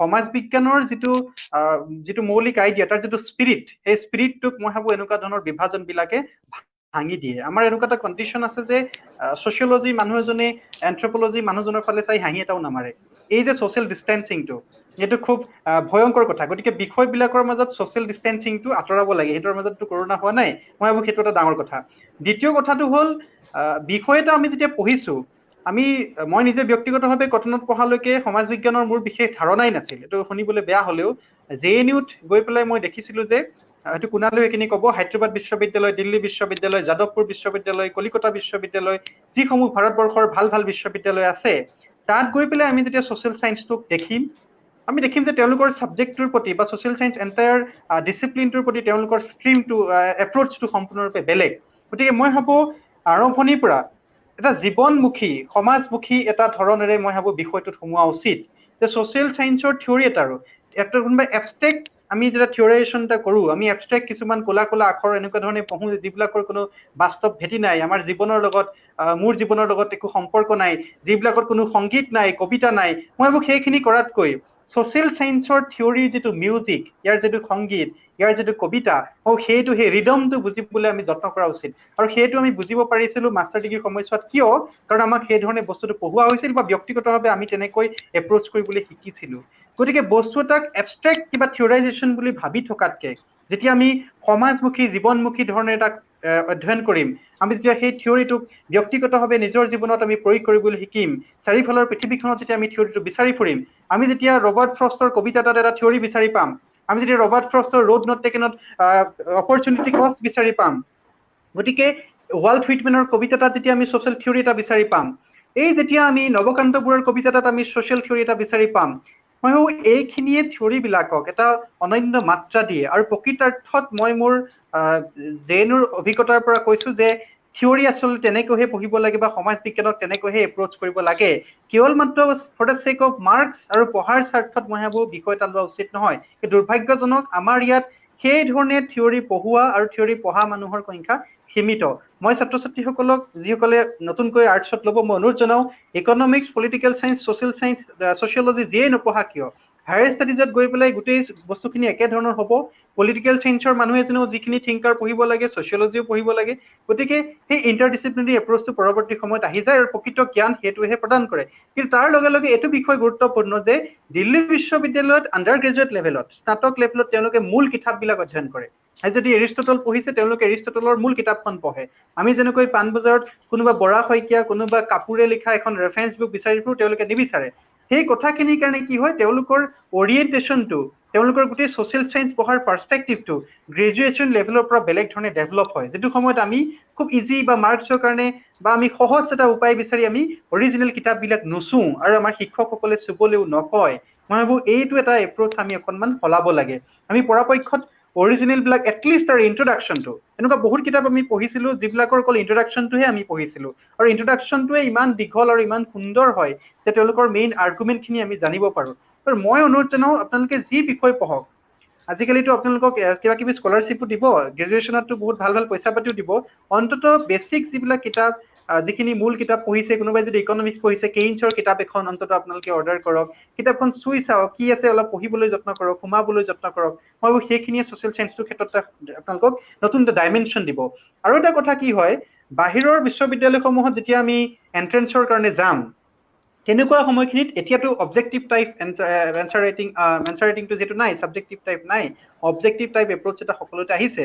আমি যেতিয়া পৰীক্ষা দিছিলো সেই সময়ত ছাবজেক্টিভ টাইপ উত্তৰ লিখিব লগা হৈছিল তেতিয়া কি হৈছিল আমি বস্তুবিলাক থিয়ৰীবোৰ জনাটো একদম মই খুব অনেষ্টলি চিম্পলি কৈ আছো থিয়ৰীবোৰ জনাটো আৰু বস্তুবোৰ লিংক কৰাটো বহুত প্ৰয়োজনীয় হৈ পৰে ধৰি লওক আমাৰ JNUত এটা প্ৰশ্ন যেনিবা আহিছে is there youth unrest in India ভাৰতবৰ্ষত যুৱ সমাজৰ কিবা অস্থিৰতা বা এনেকুৱা ধৰণৰ উশৃংখলতা এনেকুৱা ধৰণৰ পৰিৱেশ এটা আহিছে নেকি এইটো যদি মই নিজৰ পাৰ্চপেক্টিভেৰে বহুতখিনি কথা লিখি থাকিব পাৰো আহিছে নাই হা কিন্তু মই যেতিয়া JNUৱে বিচাৰিছিল যে আমি এটা থিয়ৰিটিকেল বেকগ্ৰাউণ্ড তাত দিওঁ বা যেতিয়া আপুনি ভাল এখন বিশ্ববিদ্যালয়ত পঢ়িবলৈ যাব ৱেল ৰেড মাইণ্ড এটা তেওঁলোকে বিচাৰে গতিকে সেই ক্ষেত্ৰত আমি যদি কাৰ্ল মাৰ্কছৰ এলিয়েনেশ্যন বুলি এটা থিয়ৰী আছে সেইটো যদি তাত আমি কেনেকৈ এপ্লাই কৰিব পাৰো প্ৰয়োগ কৰিব পাৰো সেইদৰে যদি আমি ৰিমেইল ডেৰখিমৰ এনমি নামৰ থিয়ৰীটো এপ্লাই কৰিব পাৰো কোনোবা ৰবাৰ্ট RK বাৰ্টনৰ ডেভিয়েন্স থিয়ৰীটো যদি আমি এপ্লাই কৰিব পাৰো এই যে এপ্লিকেশ্যনটো মই এইকাৰণে উদাহৰণ দিছো এই এপ্লিকেশ্যনটো একেদিনাই একেধৰণে নাহে আৰু এই বস্তুটো বাহিৰৰ ইউনিভাৰ্চিটিবিলাকে বিচাৰে কিয় বিচাৰে আপোনাৰ মৌলিক চিন্তাটো আপুনি যে থিয়ৰী এটা পঢ়িছে তাক আপোনাৰ জীৱনৰ লগত ঘটি থকা দেখি থকা পৰ্যবেক্ষণ কৰি থকা ঘটনা এটাৰ লগত ৰিলেট কৰিছে এই থিয়ৰিটোৰ মাদকতা বেলেগ কৰিব আৰু সেইটো ছ'চিয়েল চায়েন্সৰ প্ৰকৃত পাৰ্সপেক্টিভ হোৱা উচিত মই সেই পাৰ্সপেক্টিভটোৰ কথা মূলত ক'ব খুজিছোঁ যে আপোনালোকে পঢ়োঁতে সমাজ বিজ্ঞানক for the sake of marks নপঢ়িব তাত আপোনালোকে সোমাবলৈ যত্ন কৰক ছাবজেক্টটোক নিজৰ জীৱনত বিচাৰি চাওক কেৱল আৰু কেৱল লাইব্ৰেৰী এটাত বহি থাকি কেৱল আৰু কেৱল কিতাপ পঢ়ি থাকি কোনো মাৰ্কছৰ জন্ম নহয় কেৱল আৰু কেৱল মাত্ৰ লাইব্ৰেৰী এটাত কিতাপ পঢ়ি থাকি এনেকুৱা ৱেবিনাৰ এটেণ্ড কৰি চেমিনাৰ এটেণ্ড কৰি ক্লাছৰ লেকচাৰ এটেণ্ড কৰি কেতিয়াও কোনোবা এজন ইমানুৱেল লাৰ্কে মেৰিষ্টটল প্লেটোৰ জন্ম নহয় নিজৰ সমাজখনক পৰ্যবেক্ষণ কৰা নিজৰ সমাজখনক চোৱাৰ আজি মই গৈ আছো মই এটা থিয়ৰি পঢ়িছো মই যেতিয়া গুৱাহাটীৰ স্লাম এৰিয়া এটা দেখিম মই যেতিয়া গুৱাহাটীত পাহাৰ কাটি থকা দেখিম মডাৰ্নিটিৰ থিয়ৰিটো মোৰ সন্মুখত আহি বেলেগ ধৰণে নিজকে প্ৰেজেণ্ট কৰিব এই যিটো থিয়ৰি চোৱাৰ মাদকতা আমাৰ বহুত ছাত্ৰ ছাত্ৰীয়ে পিছত কয় যে মই ৰিচাৰ্চ কৰি বেয়া পাওঁ মই বেয়া পাইছো পঢ়ি পেলাই থিয়ৰিখিনি বৰিং কিন্তু মই ভাবো আমাৰ এই যে থিয়ৰিক আমি জীৱনৰ পৰা বেলেগকৈ চাইছো সেইটো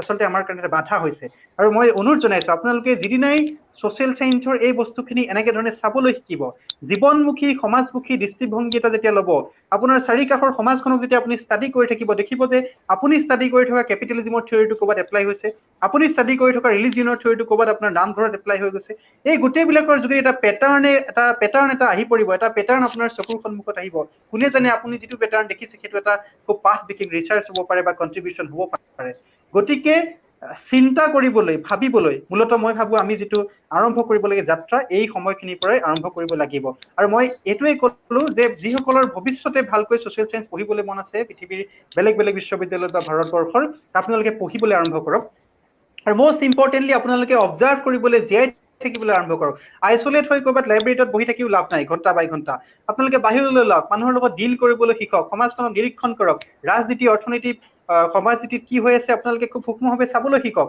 আৰু যিখিনি বস্তু পঢ়িছে সেইবিলাকৰ লগত ক্ৰমান্বয়ে ৰিলেট কৰিবলৈ শিকক শিক্ষকক প্ৰশ্ন কৰিবলৈ শিকক শ্ৰেণী কোঠাবিলাক কেৱল আৰু কেৱল শিক্ষকৰ মনোলগৰ সলনি এটা বিতৰ্কস্থলীলৈ লৈ আহক আপোনাৰ যিসমূহ ক্লাছমেট আছে তেওঁলোকৰ সৈতে বা আপোনাৰ কলেজৰ পৰিৱেশত আপোনালোকে বিভিন্ন এই কথাবোৰ পাতিবলৈ লওক অৱশ্যে এইখিনি নিশ্চিতকৈ সত্য যে কোনোবাই কটনত পঢ়িছে হেণ্ডিকত পঢ়িছে প্ৰেম নকৰিব দীঘলী পুখুৰীৰ পাৰত গৈ কেতিয়াবা বটিং নকৰিব এইটোতো খুব বেয়া কথা হ'ব সেই জীৱনটো আপোনালোকে এনজয় কৰক কোনে জানে ক'ৰবাত তাতো আপোনালোকে কোনোবা থিয়ৰি জংকাৰ শুনিবলৈ পাব সেই জীৱনটোৰ সমান্তৰালভাৱে আপোনালোকে কেতিয়াবা গুৱাহাটীখনো পৰ্যবেক্ষণ কৰক যে যোৱা 20টা বছৰত গুৱাহাটী কেনেকৈ সলনি হৈছে গুৱাহাটীৰ পাহাৰ কেইটাৰ অৱস্থা এতিয়া কেনেকৈ আছে গুৱাহাটীত ক'ৰবাত স্লামৰ ডেভেলপ হৈছে নেকি এই বস্তুবোৰ আপুনি যেতিয়া জুবিন গাৰ্গৰ গান শুনি ভাল পায় আপুনি জুবিন গাৰ্গৰ গানৰ মাজতে থিয়ৰি বিচাৰি পাব যে জুবিন গাৰ্গৰ ইম্পেক্টটো কেনেকুৱা পৰিছে ইউথৰ ওপৰত ঠিক আছে জুবিন গাৰ্গৰ গানসমূহৰ কিবা ট্ৰেণ্ড সলনি হৈছে নেকি বা অসমীয়া মিউজিকৰ ধাৰাটো কেনেকে ধৰণে আহিছে নৰ্থ ইষ্টৰ গোটেই এথনিচিটি কালচাৰ ইকনমি আৰু বাউণ্ডেৰী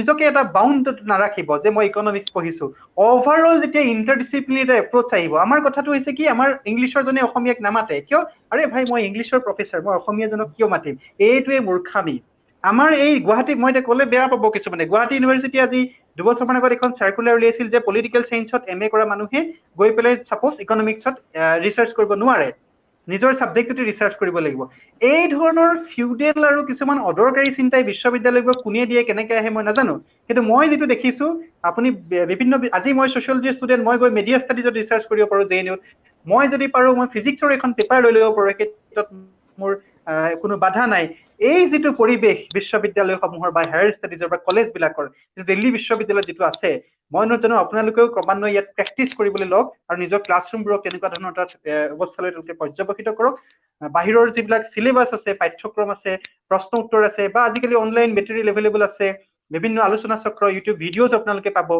সেই ধৰণে এটা গতি দিয়ক মই এইটোৱেই ক'লো নিজস্ব বিষয়টোত সময় দিয়ক অধ্যয়নৰ কাৰণে কৰক তাক আপুনি জীৱনৰ কাৰণে কৰক জীৱনমুখীভাৱে বিষয়টো অধ্যয়ন কৰক এনেই আপুনি নম্বৰৰ কাৰণে নকৰিব মই মূলত এইকেইটা কথাই ক'লো বেছি সময় মই নলওঁ আমাৰ বহুত সময় ইতিমধ্যে হৈছে প্ৰায় 53 মিনিট সময় আমি পাৰ কৰিছো দিগন্ত আছে দিগন্তই মই আগতে স্পষ্ট কৰিছো আমাৰ মাজত কোনো APSC UPSC উত্তীৰ্ণ নাই কিন্তু আমাৰ কথাটো হৈছে আমি নিজৰ ফালৰ পৰা এটলিষ্ট প্ৰাথমিক খোজকেইটা কেনেকে দিব পাৰে সেইখিনি কথা ক'বলৈ আহিছো দিগন্তই মূল পৰীক্ষাত দিছে 2018 চনত UPSC প্ৰিপাৰেচন কৰিছে মই দিগন্তক অনুৰোধ জনাইছো তুমি এই ক্ষেত্ৰত কেনেকে আগবাঢ়িব লাগে কিছু কথা আমাক কোৱা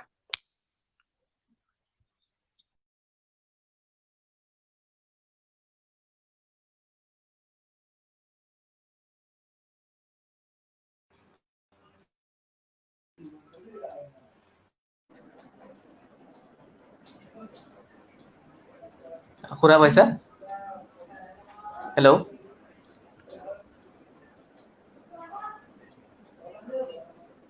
বেদান্ত শুনিছা?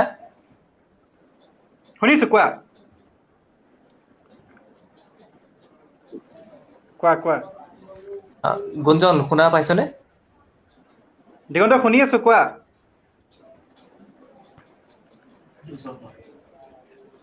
শুনি আছো, কোৱা। গুঞ্জন শুনা পাইছ? শুনি আছো, কোৱা। গুঞ্জন তই কৈ দে, বেদান্ত শুনিছনে? শুনা পাইছেনে? শুনিছো শুনিছো, কোৱা। ঠিক আছে। আচলতে আমি কোৱা কোৱা। ঠিক আছে শুনা পালো। ঠিক আছে, আমিও আচলতে এই পৰীক্ষাবিলাকৰ কাৰণে প্ৰস্তুতি চলাইহে আছো। প্ৰথমতে যিসকল ছাত্ৰ ছাত্ৰীয়ে হায়াৰ ছেকেণ্ডেৰী পৰীক্ষাত এবাৰ উত্তীৰ্ণ হৈছে, যেনেকুৱা ধৰণৰ স্থানলৈ উত্তীৰ্ণ হৈছে, লাগিলে প্ৰথম বিভাগ, দ্বিতীয় বিভাগ বা তৃতীয় বিভাগত, আটাইলৈ অভিনন্দন জনাইছো। আৰু যিসকল আচলতে যথেষ্ট সংখ্যকে উত্তীৰ্ণ নহয় আমাৰ পৰীক্ষাৰ পাছ পাৰ্চেণ্টেজ খুব কম, 78 মান হলেও দেখোন 20% ল'ৰা ছোৱালী বাদ পৰি যায়, সেইসকল লোকৰ কাৰণেও শুভেচ্ছা জনাইছো। তেওঁলোকে যাতে অহা বছৰ অন্তত ভালকে প্ৰস্তুতি চলায়। এতিয়া কথাটো হৈছে যে প্ৰতিযোগিতামূলক পৰীক্ষাৰ কাৰণে কেনেকৈ প্ৰস্তুতি চলাব লাগে, আমি নিজেও এই ক্ষেত্ৰত প্ৰস্তুতি চলাইহে আছো। গতিকে নিজৰ যৎ সামান্য অভিজ্ঞতাৰে যিখিনি আমি এতিয়ালৈকে গম পাইছো, সেইখিনি কথাকে তোমালোকক আজি জনাবলৈ ওলাই আহিছো। সেইখিনি যিখিনি আমি সেই সময়ত হয়তো আমি নাপালো, সেইখিনি আজি অন্তত তোমালোকে পোৱা, এইটোৱে আজি আমাৰ এই ছেশ্যনটোৰ মূল উদ্দেশ্য। প্ৰথমে কওঁ যে মানে চিভিল চাৰ্ভেণ্ট অৰ্থাৎ এজন মানুহ যে পাব্লিক চাৰ্ভেণ্ট হ'ব লাগে, তেওঁ মানে কেনেকুৱা ধৰণৰ উদ্দেশ্যৰে বা কেনেকুৱা মনৰ এগৰাকী ল'ৰা ছোৱালী চিভিল চাৰ্ভিচ পৰীক্ষাত অৱতীৰ্ণ হ'বলৈ আগবাঢ়িব লাগে, এই মনটো আচলতে কেনেকুৱা। মই এতিয়া 3টা কথা ভাবো। প্ৰথম হৈছে যে চাৰ্ভিচ অৰ্থাৎ সেৱা। আচলতে সকলো কামেই সেৱা। নাৰ্ছ এগৰাকীয়ে হস্পিটেলত এইকেইদিন যেনেকুৱা কাম কৰি আছে, সেয়াও জনসাধাৰণৰ প্ৰতি সেৱা। বা ড্ৰাইভাৰ এজনে গাড়ীখন চলাইও যি দেশৰ অৰ্থনীতি বা সমাজৰ প্ৰতি কাম আগবঢ়াইছে, সেয়াও এক সেৱা। কিন্তু চিভিল চাৰ্ভিচৰ ক্ষেত্ৰত কথাটো এনেকুৱা যে তুমি আমাৰ ছাত্ৰ ছাত্ৰীয়ে নিজকে সন্মুখত দেখা পাব, অৰ্থাৎ জনসাধাৰণৰ মাজত নিজকে বিচাৰি পাব। আৰু সেইকাৰণে সেই সেৱাৰ মনোবৃত্তিটো ৰখাটো খুব দৰকাৰ। তেনেকুৱা মনোবৃত্তিৰে আগবঢ়া মানুহে চাগে চিভিল চাৰ্ভিচ পৰীক্ষাত অৱতীৰ্ণ হ'ব লাগে বুলি মই অন্তত ভাবো। দ্বিতীয়টো হৈছে যে মানুহৰ মাজত কাম কৰি ভাল পোৱা মানুহ মনটো হ'লে বেছি ভাল। এই ক্ষেত্ৰত এনেকৈ ক'ব পাৰো যে যিসকল ছাত্ৰ ছাত্ৰীয়ে লাইব্ৰেৰী 4টা চাৰিসীমাৰ ভিতৰতে 24 ঘণ্টা কটাই থাকি ভাল পায়, বা এটা নিৰ্দিষ্ট ঘণ্টিৰ ভিতৰতে পঢ়া শুনা কৰি থাকি ভাল পায়, তেওঁলোকৰ কাৰণে হয়তো চিভিল চাৰ্ভিচ ইমান ভাল নহ'বও পাৰে। এইটো মোৰ নিজৰ একেবাৰে ব্যক্তিগত মতামত। অৱশ্যে হাতত বহুত সময় আছে, সেইটো তোমালোকে ডেভেলপ কৰিব পাৰিবা। কিন্তু তাৰ আগতে সেইটো নিজক সুধি চোৱা ভাল যে তোমালোকে মানুহৰ লগত কথা পাতি ভাল পোৱা নে, বা মানুহৰ মাজত কাম কৰি গৈ কেনেকুৱা লাগে। যদি সেইটো হৈছে, তেনেহ'লে মই ভাবো চিভিল চাৰ্ভিচ পৰীক্ষা দিবৰ কাৰণে তুমি সকলো ফালৰ পৰা উপযুক্ত। আৰু এটা হৈছে যে নেতৃত্ব মানে এনেকুৱা নহয় যে বৃহৎ সংখ্যক হাজাৰ হাজাৰ মানুহক মই সন্মুখৰ পৰা নেতৃত্ব দিছো, কিন্তু 5জন ব্যক্তিৰ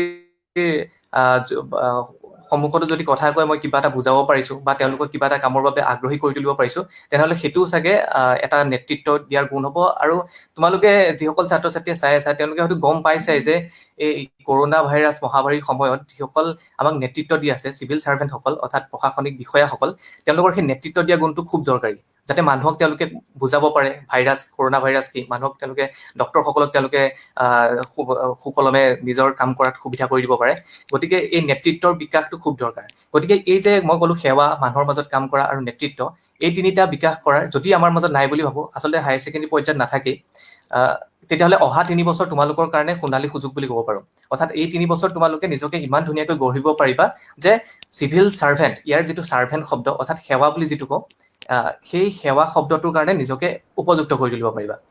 গতিকে এইখিনি কৈছে যে HSত এইবাৰ যিসকলে মেট্ৰিক পৰীক্ষা পাছ কৰি হায়াৰ ছেকেণ্ডেৰীত সোমাইছে, তেওঁলোকে সেই পৰীক্ষাটোৰ কাৰণে কেনেকৈ প্ৰস্তুতি চলাব লাগে। মই বৰ বিশেষ নকওঁ যে সেইটো এটা খুব ভাল সময় যে তাতে তেওঁলোকে প্ৰস্তুতি চলাব লাগিবই বুলি খুব ভালকৈ। কিন্তু যিকোনো ভাল কাম আৰম্ভ কৰাৰ কোনো উপযুক্ত সময় নাথাকে। যিকোনো সময়তে তুমি মন গ'লে আৰম্ভ কৰিব পাৰা। তেনে ক্ষেত্ৰত মই ভাবো যে হায়াৰ ছেকেণ্ডেৰী পৰ্যায়ত অন্ততঃ নিউজ পেপাৰখন পঢ়াৰ অভ্যাসটো গঢ়ি তুলিব লাগে। আমাৰ বেছি সংখ্যক ছাত্ৰ ছাত্ৰীৰ ক্ষেত্ৰত এনেকুৱা যে আমি গোটেই ফেচবুক, হোৱাটছএপ, টুইটাৰ আমি চব জানো, কিন্তু নিউজ পেপাৰখনত কি থাকে, আমাৰ চাৰিওফালে আচলতে কি হৈ আছে, সেই কথাখিনি আমি নাজানো। গতিকে এই ক্ষেত্ৰত চাগে আটাইতকৈ ধুনীয়া সময় হ'ব হায়াৰ ছেকেণ্ডেৰী সময়খিনিত তোমালোকে পেপাৰ পঢ়াৰ অভ্যাসটো আৰম্ভ কৰা। আৰু কি পেপাৰ পঢ়িব লাগে সেই বিষয়ে অকণমান কম মই অলপ পাছতে ডিগ্ৰীখিনিৰ কথা ক'ম। তোমালোকে এইখিনিত আৰু লাহে লাহে যেতিয়া আজিকালি ইউটিউব আছে হাতে হাতে, বিশেষকৈ এই লকডাউনৰ পাছৰ পৰা অনলাইন মাধ্যমটো খুব জনপ্ৰিয় হৈছে ছাত্ৰ ছাত্ৰীৰ মাজত। তোমালোকে ইউটিউবত বেলেগ বেলেগ ধৰণৰ ভিডিঅ' থাকে, সেইবোৰ চাব পাৰা।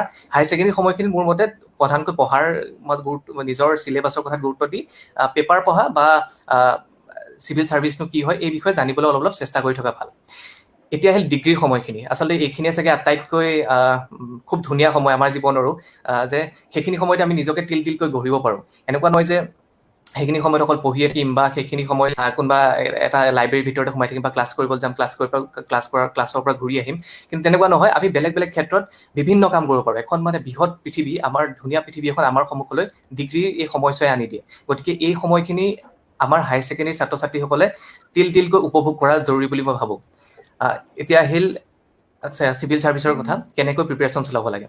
প্ৰথম আৰু প্ৰধান কথাটো হৈছে যে এইখিনি সময়ত নিজৰ পঢ়াটো, অৰ্থাৎ তুমি যদি ইকনমিক্সত মেজৰ লৈছা বা পলিটিকেল চায়েন্সত মেজৰ লৈছা, হিষ্ট্ৰীত মেজৰ লৈছা, যি ছাবজেক্টতে মেজৰ লৈছা, সেই মেজৰ ছাবজেক্টটো খুব ধুনীয়াকৈ পঢ়িব লাগে। মুঠতে এইখিনি পঢ়াত বহুত বেছি গুৰুত্ব দিব লাগে। কিন্তু পঢ়াত এনেকৈ গুৰুত্ব দিব লাগে যাতে বাকীবিলাকো পাহৰি যোৱা নাযায়। আমি আমি একে সময়ত বেদান্ত, মই, গুঞ্জন, আমি কটনত খুব এইবিলাকত জড়িত আছিলোঁ, খুব ফুৰিবলৈও গৈছিলোঁ, নলবাৰী, বৰপেটা। আমি নামনি অসম বহুত বেছি, নামনি অসমৰ বিষয়ে একো নাজানিছিলোঁ। আৰু তেতিয়া আমি গতিকে সেইখিনি সময় আটাইতকৈ ধুনীয়া সময় নিজৰ ৰাজ্যখনক, নিজৰ দেশখনক অলপ নতুনকৈ চাবলৈ শিকা। কাৰণ হায়াৰ ছেকেণ্ডেৰী সময়ত খুব স্কুলীয়া জীৱন এটা থাকে, তাৰ পৰা আমি ওলাই অহাৰ এটা অৱকাশ পাওঁ ডিগ্ৰীৰ সময়খিনিত। কিন্তু তাৰ মাজতো, এই ধুনীয়া সময়খিনিৰ মাজতো খেলা ধূলা বাকী যি কৰি থাকিলেও তাৰ মাজতে আমি চিভিল ছাৰ্ভিচৰ প্ৰিপেৰেশ্যনটো চলাব পাৰোঁ। গতিকে ডিগ্ৰী সময়খিনিত কেনেকৈ চিভিল ছাৰ্ভিচৰ প্ৰিপেৰেশ্যন চলাব পাৰি সেই সম্পৰ্কে অকণমান ক'ব বিচাৰোঁ। আমাৰ ছাত্ৰ ছাত্ৰীসকলে, মৰমৰ ছাত্ৰ ছাত্ৰীসকলে জানে চাগে যে এই যে যিটো প্ৰতিযোগিতামূলক পৰীক্ষা, এই পৰীক্ষাটো 3টা পৰ্যায়ত অনুষ্ঠিত হয়: প্ৰাথমিক, মূল আৰু ইণ্টাৰভিউ, অৰ্থাৎ সাক্ষাৎকাৰ।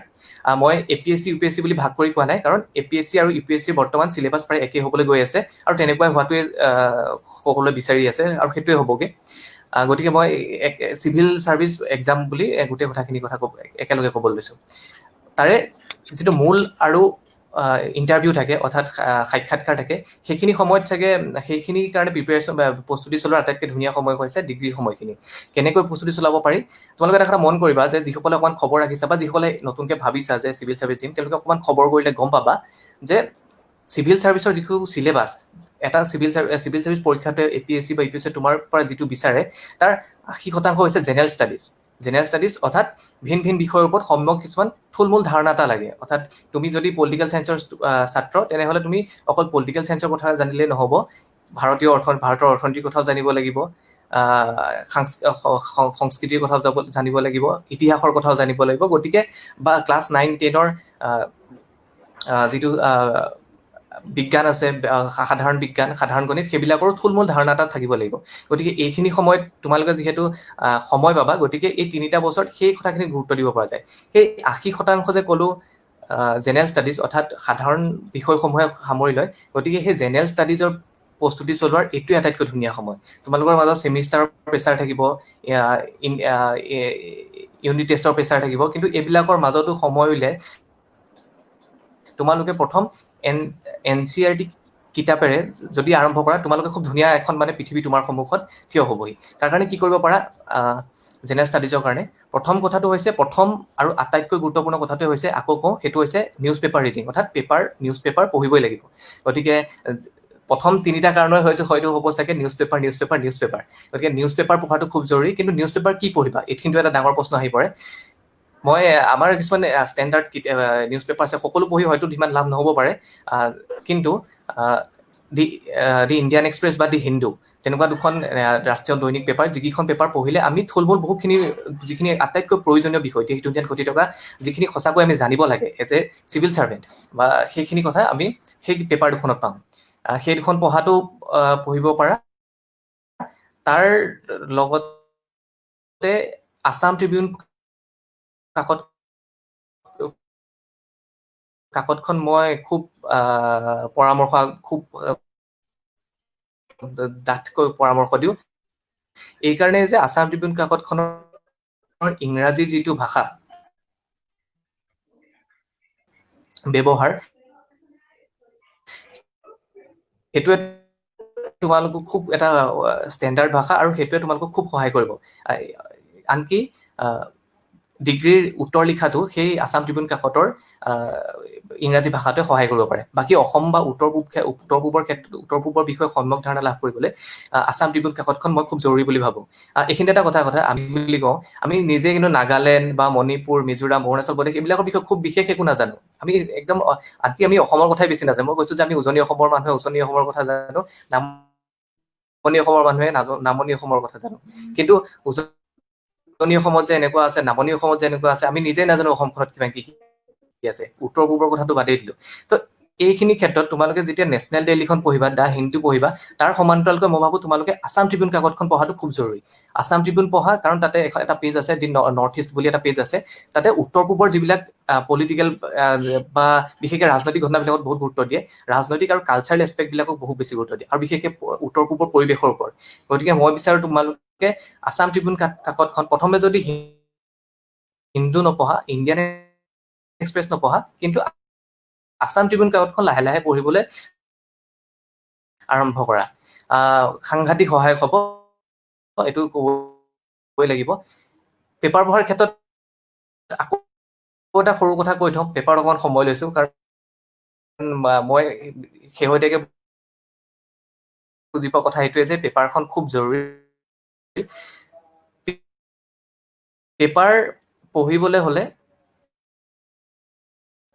প্ৰথম কেনেকুৱা হয় যে খুব অশান্তি লাগে যে ধৈৰ্য নাথাকে কিমান পেপাৰ পঢ়াৰ কাৰণ আমি ইউটিউবত সকলো বস্তু পাই যাওঁ ইউটিউবত ভিডিঅ' এটা চাই দিম বা ফেচবুকত সৰু ভিডিঅ' এটা কোনোবাই আপলোড দিছে অলৰেডি আমি ঘটনাটোৰ বিষয়ে জানিলোৱে দেখোন তেতিয়াহ'লে পেপাৰখন পঢ়াৰ কি দৰকাৰ কিন্তু তেনেকুৱা কথা নহয় পেপাৰখনত খুব ভাবি চিন্তি মানুহ কিছুমানে লিখে যিবিলাক ষ্টেণ্ডাৰ্ড পেপাৰ সকলো পেপাৰ নহয় গতিকে পেপাৰখন ধৈৰ্য সহকাৰে পঢ়া প্ৰথম অলপ আমনি লাগিব তোমালোকৰ উঠিবলৈ মন যাব যে মই নপঢ়োঁ সকলো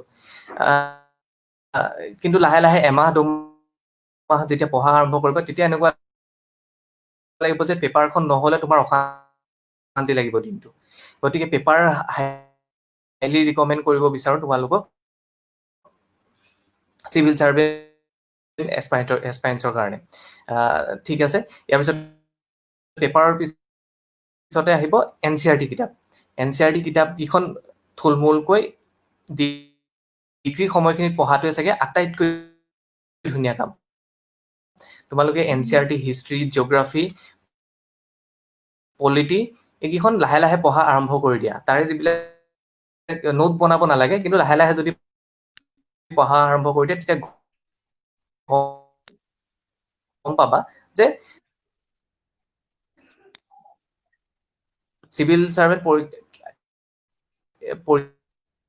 পৰীক্ষাটোৰ যিটো বেছ অৰ্থাৎ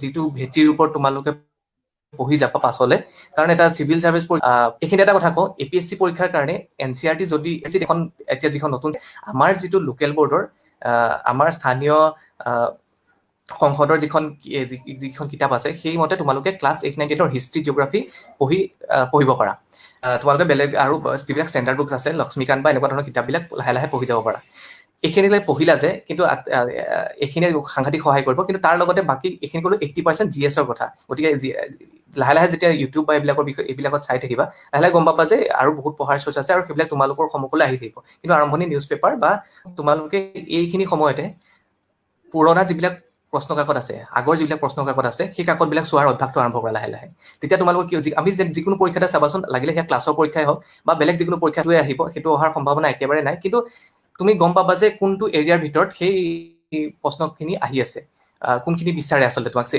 এজ এ চিভিল চাৰ্ভেণ্ট এছপাইৰেণ্ট গতিকে সেই পুৰণা যিখিনি প্ৰশ্ন কাকত আছে সেইখিনি চোৱা আৰু চিলেবাছটো ডাউনলোড কৰি ইণ্টাৰনেটত সহজে উপলব্ধ চিলেবাছটোত ধুনীয়াকৈ এফালৰ পৰা চাই যাবা যে আচলতে এনেই চাই থাকিবা কথা নাই অকণমান চালা যে নহয় এইটো এইটো দেখোন GS2ৰ আণ্ডাৰত আহিল লগে লগে তুমি জেনেৰেল ষ্টাডিজ 2 পেপাৰ আণ্ডাৰত যে এইটো আহিল লগে লগে গম পালা আৰু সেইমতে তুমি খুব মন দি নিউজ আৰ্টিকলটো পঢ়িবা গতিকে syllabus previous year question paper এইখিনি খুব জৰুৰী এতিয়া হ'ল 20% থাকিল, বাকী 80% হ'ল আমাৰ জেনেৰেল ষ্টাডিজৰ কথা, বাকী 20% হ'ল অপশ্যনেল। তোমালোকে এটা কথা জানা যে যিটো মূল পৰীক্ষা থাকে তাতে এটা অপশ্যনেল ল'ব লাগে। আগতে যিটো APSC পৰীক্ষা আছিল তাতে দুটা অপশ্যনেল ল'ব লগা ব্যৱস্থা আছিল, এতিয়া সেইটো এটা কৰিব।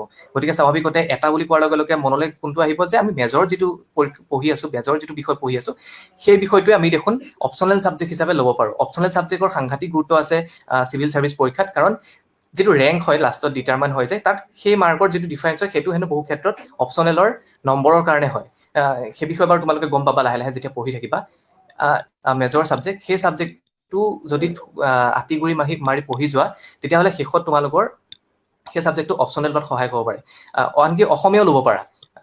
এইখিনি এটা কথা কয়, অসমীয়াত তুমি UPSC লিখিব পাৰিবা UPSC পৰীক্ষাত। গতিকে অসমীয়া যিসকল ছাত্ৰ ছাত্ৰী আছে তেওঁলোকেও বৰ বেছি ভয় কৰাৰ দৰকাৰ নাই, মাত্ৰ পঢ়াৰ অভ্যাস এটা লাগিব। আৰু অসমীয়া অপশ্যনেল ছাবজেক্ট হিচাপে ল'ব পাৰি। আৰু লগতে এখন কম্পালচৰি পেপাৰ থাকে অসমীয়া। এই ক্ষেত্ৰত তোমালোকৰ সুবিধা হ'ব যে মেজৰ ছাবজেক্টৰ লগতে আমাৰ যিটো পাছ কোৰ্চ থাকে অসমীয়া, বহুত কলেজত থাকে, প্ৰায় কটনতো আছিলে আমাৰ সময়ত, এতিয়াও আছে চাগে, তেতিয়া খুব সুবিধা হ'ব যে সেই অপশ্যনেল ছাবজেক্টটো যদি আঁতি কৰি পঢ়া আৰু সেই অপশ্যনেল ছাবজেক্ট নিজৰ মেজৰ ছাবজেক্টটো ল'ব পাৰা। কিন্তু সেইটো নল'লেও কথা নাই, কিন্তু বেলেগ ছাবজেক্টও ল'ব পাৰা। সেইটো UPSC কেতিয়াও বা APSC এইটো কেতিয়াও নাচায় যে তুমি সেইটো ছাবজেক্টত ডিগ্ৰী গ্ৰেজুৱেশ্যনৰ সময়ত কিমান নম্বৰ পাইছিলা। এইখিনিতে কমাৰ্চৰ ছাত্ৰ ছাত্ৰীসকলৰ কাৰণে এটা কথা কওঁ যে কমাৰ্চৰ যিবিলাক বিষয় আছে, আমাৰ এইটো আচলতে সঁচাও হয় বহু ক্ষেত্ৰত যে প্ৰতিযোগিতামূলক পৰীক্ষাত হিউমেনিটিজ বা আৰ্টছৰ যিখিনি ছাবজেক্ট আছে সেই ছাবজেক্টখিনিৰ ওপৰত সম্যক ধাৰণা থকাটো খুব জৰুৰী। অৰ্থাৎ হিষ্ট্ৰী, পলিটিকেল চায়েন্স, জিঅ'গ্ৰাফী এইখিনি বিষয়ৰ ওপৰত ভাল নলেজ এটা থকাটো দৰকাৰ। কিন্তু কমাৰ্চৰ যিবিলাক ছাবজেক্ট আছে, ধৰি লওক মেনেজমেণ্ট বা একাউণ্টেঞ্চি, ইকনমিক্স, এইবিলাক বিষয় আমি অপশ্যনেল ছাবজেক্ট হিচাপে ল'ব পাৰোঁ UPSC বা APSC। গতিকে কমাৰ্চৰ ছাত্ৰ ছাত্ৰীসকলে সেই বিষয়বিলাক চাব পাৰা। ঠিক আছে, এইখিনি হ'ল অপশ্যনেল ছাবজেক্টত কেনেকৈ মেজৰতে সহায় কৰিব, এইখিনিৰ ওপৰত ক'লোঁ। এইখিনিতে আৰু এটা থাকিল যে ইণ্টাৰভিউ বস্তুটোত মন কৰিবা, ডিগ্ৰীৰ লগত মই সম্পৰ্ক ৰাখি ইণ্টাৰভিউটো ক'বলৈ লৈছোঁ যে ইণ্টাৰভিউত তোমাক মানুহে যিসকল পৰীক্ষক থাকিব তেওঁলোকে ক'ব যে তোমালোকৰ পৰা কি বিচাৰিব, যে তুমি এজন চিভিল ছাৰ্ভেণ্ট হ'বলৈ গৈছা, মানুহক সন্মুখৰ পৰা নেতৃত্ব দিবলৈ গৈছা, তেতিয়া তোমাৰ পৰা বিচাৰিব যে তুমি এজন দৃঢ় ব্যক্তিত্বৰ অধিকাৰী হোৱা, মানুহৰ লগত ভালকৈ কথা পতা, বেলেগ সংকটৰ সময়ত তুমি কেনেকৈ, তোমাক সাংঘাতিক টান কুৱেশ্যন কৰিব, সেইখিনি তুমি কেনেকৈ হাঁহি মুখে ফেচ কৰিবা, ব্যক্তিত্ব গঢ়ি তুলিব পাৰি। এই ব্যক্তিত্ব গঢ়ি তোলাৰ কাৰণে এই যে আহি আছে 3টা বছৰ, মই হায়াৰ ছেকেণ্ডেৰী পাছ কৰা ল'ৰা ছোৱালীবোৰৰ কাৰণে কৈছোঁ, 3টা বছৰ তোমালোকৰ কাৰণে সাংঘাতিক জৰুৰী। এইখিনি সময়ত তোমালোকে পঢ়িবা, লাইব্ৰেৰীলৈও যোৱা, কি পেপাৰ পঢ়া, UPSC চিলেবাছ চব কৰা, কিন্তু ইমান বেছি সোমাই নাযাবা যে তোমালোকে যদি কটনত হয় কেবিয়াৰলৈ এবাৰ নাযাবা, পাগলৰ নিচিনাকে যে ফ্ৰেছাৰ্ছৰ নানাচিবা, এনেকুৱা একো নকৰিবা। তোমালোকে সেইবিলাক খুব এনজয় কৰা। ক'ৰবাত আকস্মিক বক্তৃতাৰ প্ৰতিযোগিতা হৈছে, তোমালোকে যোগদান কৰা। প্ৰাইজ পোৱা নোপোৱা ভয় কৰিছে সেইবোৰ বাদ দিয়া, তোমালোক মুঠতে ষ্টেজত এবাৰ উঠি দিয়া। বা ইলেকশ্যন আহিছে, ইলেকশ্যনতো নামা, বা তৰ্ক প্ৰতিযোগিতা হৈছে, তৰ্ক প্ৰতিযোগিতাত তুমি যোগদান কৰা, ৰচনা প্ৰতিযোগিতা হৈছে, ৰচনা প্ৰতিযোগিতাত যোগদান কৰা। এইখিনি আমি দুটা কথা ক'ব পাৰোঁ যে আকস্মিক বক্তৃতা বা এনেকুৱা ধৰণৰ যিবিলাক প্ৰতিযোগিতা আছে বা অনুষ্ঠান আছে, সেইবিলাকত তুমি যেতিয়া কথা ক'বলৈ আৰম্ভ কৰিবা, লাহে লাহে তুমি এক্সপ'জ হোৱা, মানুহৰ সন্মুখলৈ আহিবলৈ যিটো তোমাৰ ভয় থাকে, আমাৰ সাধাৰণতে হায়াৰ ছেকেণ্ডেৰী মানলৈতো সেই ভয়টো থাকেই, সেই ভয়টো লাহে লাহে তোমালোকৰ পৰা আঁতৰি যাব। দ্বিতীয়তে আমাৰ এজন ছাৰ আছে, ছাৰ এজনে খুব ৰবীন্দ্ৰ কুমাৰ দাস ছাৰ, তেওঁ ৰিটায়াৰ্ড IAS অফিচাৰ, তেওঁৱে খুব এই কথাটো কৈ থাকে যে এই পৰীক্ষাবিলাক হৈছে লিখাৰ পৰীক্ষা। তো লিখাৰ পৰীক্ষা হ'বলৈ হ'লেতো আমি খুব লিখা লিখিছোঁ, মেট্ৰিকত যেনেকৈ লিখিছোঁ, হায়াৰ ছেকেণ্ডেৰীত যেনেকৈ লিখিছোঁ তেনেকৈ লিখিম। তাতকৈ বহুত বেলেগ, খুব টু দি পইণ্ট, খুব কম্প্ৰিহেনচিভ আৰু বহুত কিছুমান ডাঙৰ নম্বৰৰ কাৰণে লিখিব লাগিব। গতিকে লিখাৰ অভ্যাসটো লাগিব। সেইকাৰণে তোমালোকে কি কৰিবা, যিমান পাৰা লিখিবা, অইন একো নিলিখিলেও দিনটোত অন্ততঃ ডায়েৰীখন লিখিবা, বা ৰচনা প্ৰতিযোগিতা বা বেলেগ বেলেগ যিবিলাক প্ৰতিযোগিতাৰ কথা নহয়, কিন্তু লাহে লাহে তোমালোকৰ সেই লিখাৰ অভ্যাসটো সাংঘাতিকভাৱে তোমালোকৰ বাঢ়ি আহিব। গতিকে লিখা আৰু ব্যক্তিত্ব বিকাশত মই ভাবোঁ যে ডিগ্ৰী সময়খিনি তোমালোকে একদম মন খুলি ব্যৱহাৰ কৰাটো উচিত বুলি ভাবোঁ। ঠিক আছে, আৰু বাকী আৰু বাহিৰা কিতাপ পত্ৰটো পঢ়াটো জৰুৰীয়ে, কেতিয়াও মানুহৰ মনটোতো বান্ধি ৰাখিব নোৱাৰি। গতিকে এইখিনিয়ে ক'লোঁ। মোৰ কথাটো হৈছে যে এই ডিগ্ৰী সময়খিনি আমি বহুত কথা বাৰু গম পোৱা নাছিলোঁ, কিছুমান বহুত বেছি মানে টিকিলগিলাই ঘূৰি ফুৱাৰ নিচিনা হৈছিল, কিন্তু যি নহওক ধুনীয়া সময়খিনি ৰৈ আছে, তোমালোকে এইখিনি প্ৰাণ খুলি উপভোগ কৰা। আৰু আচলতে আমি এতিয়া গম পাইছোঁ যে জটিল সময়খিনি ডিগ্ৰীৰ পাছতহে আৰম্ভ হয়, গতিকে সেইখিনি যিহেতু অহাই নাই এই জটিল সময়খিনি, এইখিনি সময়ত তোমালোকে যিমান অপৰচুনিটি আছে, যিমান সুবিধা আছে পৃথিৱীত, সকলো এক্সপ্লইট কৰিবলৈ নিজৰ মাজলৈ আনিবলৈ চেষ্টা কৰাটো উচিত বুলি ভাবোঁ। এইখিনিয়ে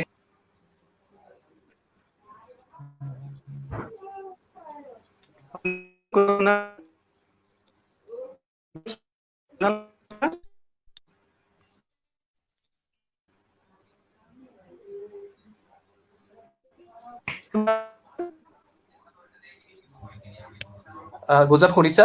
মাত অহা নাই। হয় হয় কুণাল শুনিছো। শুনি আছো। হেল্ল' বেদান্ত।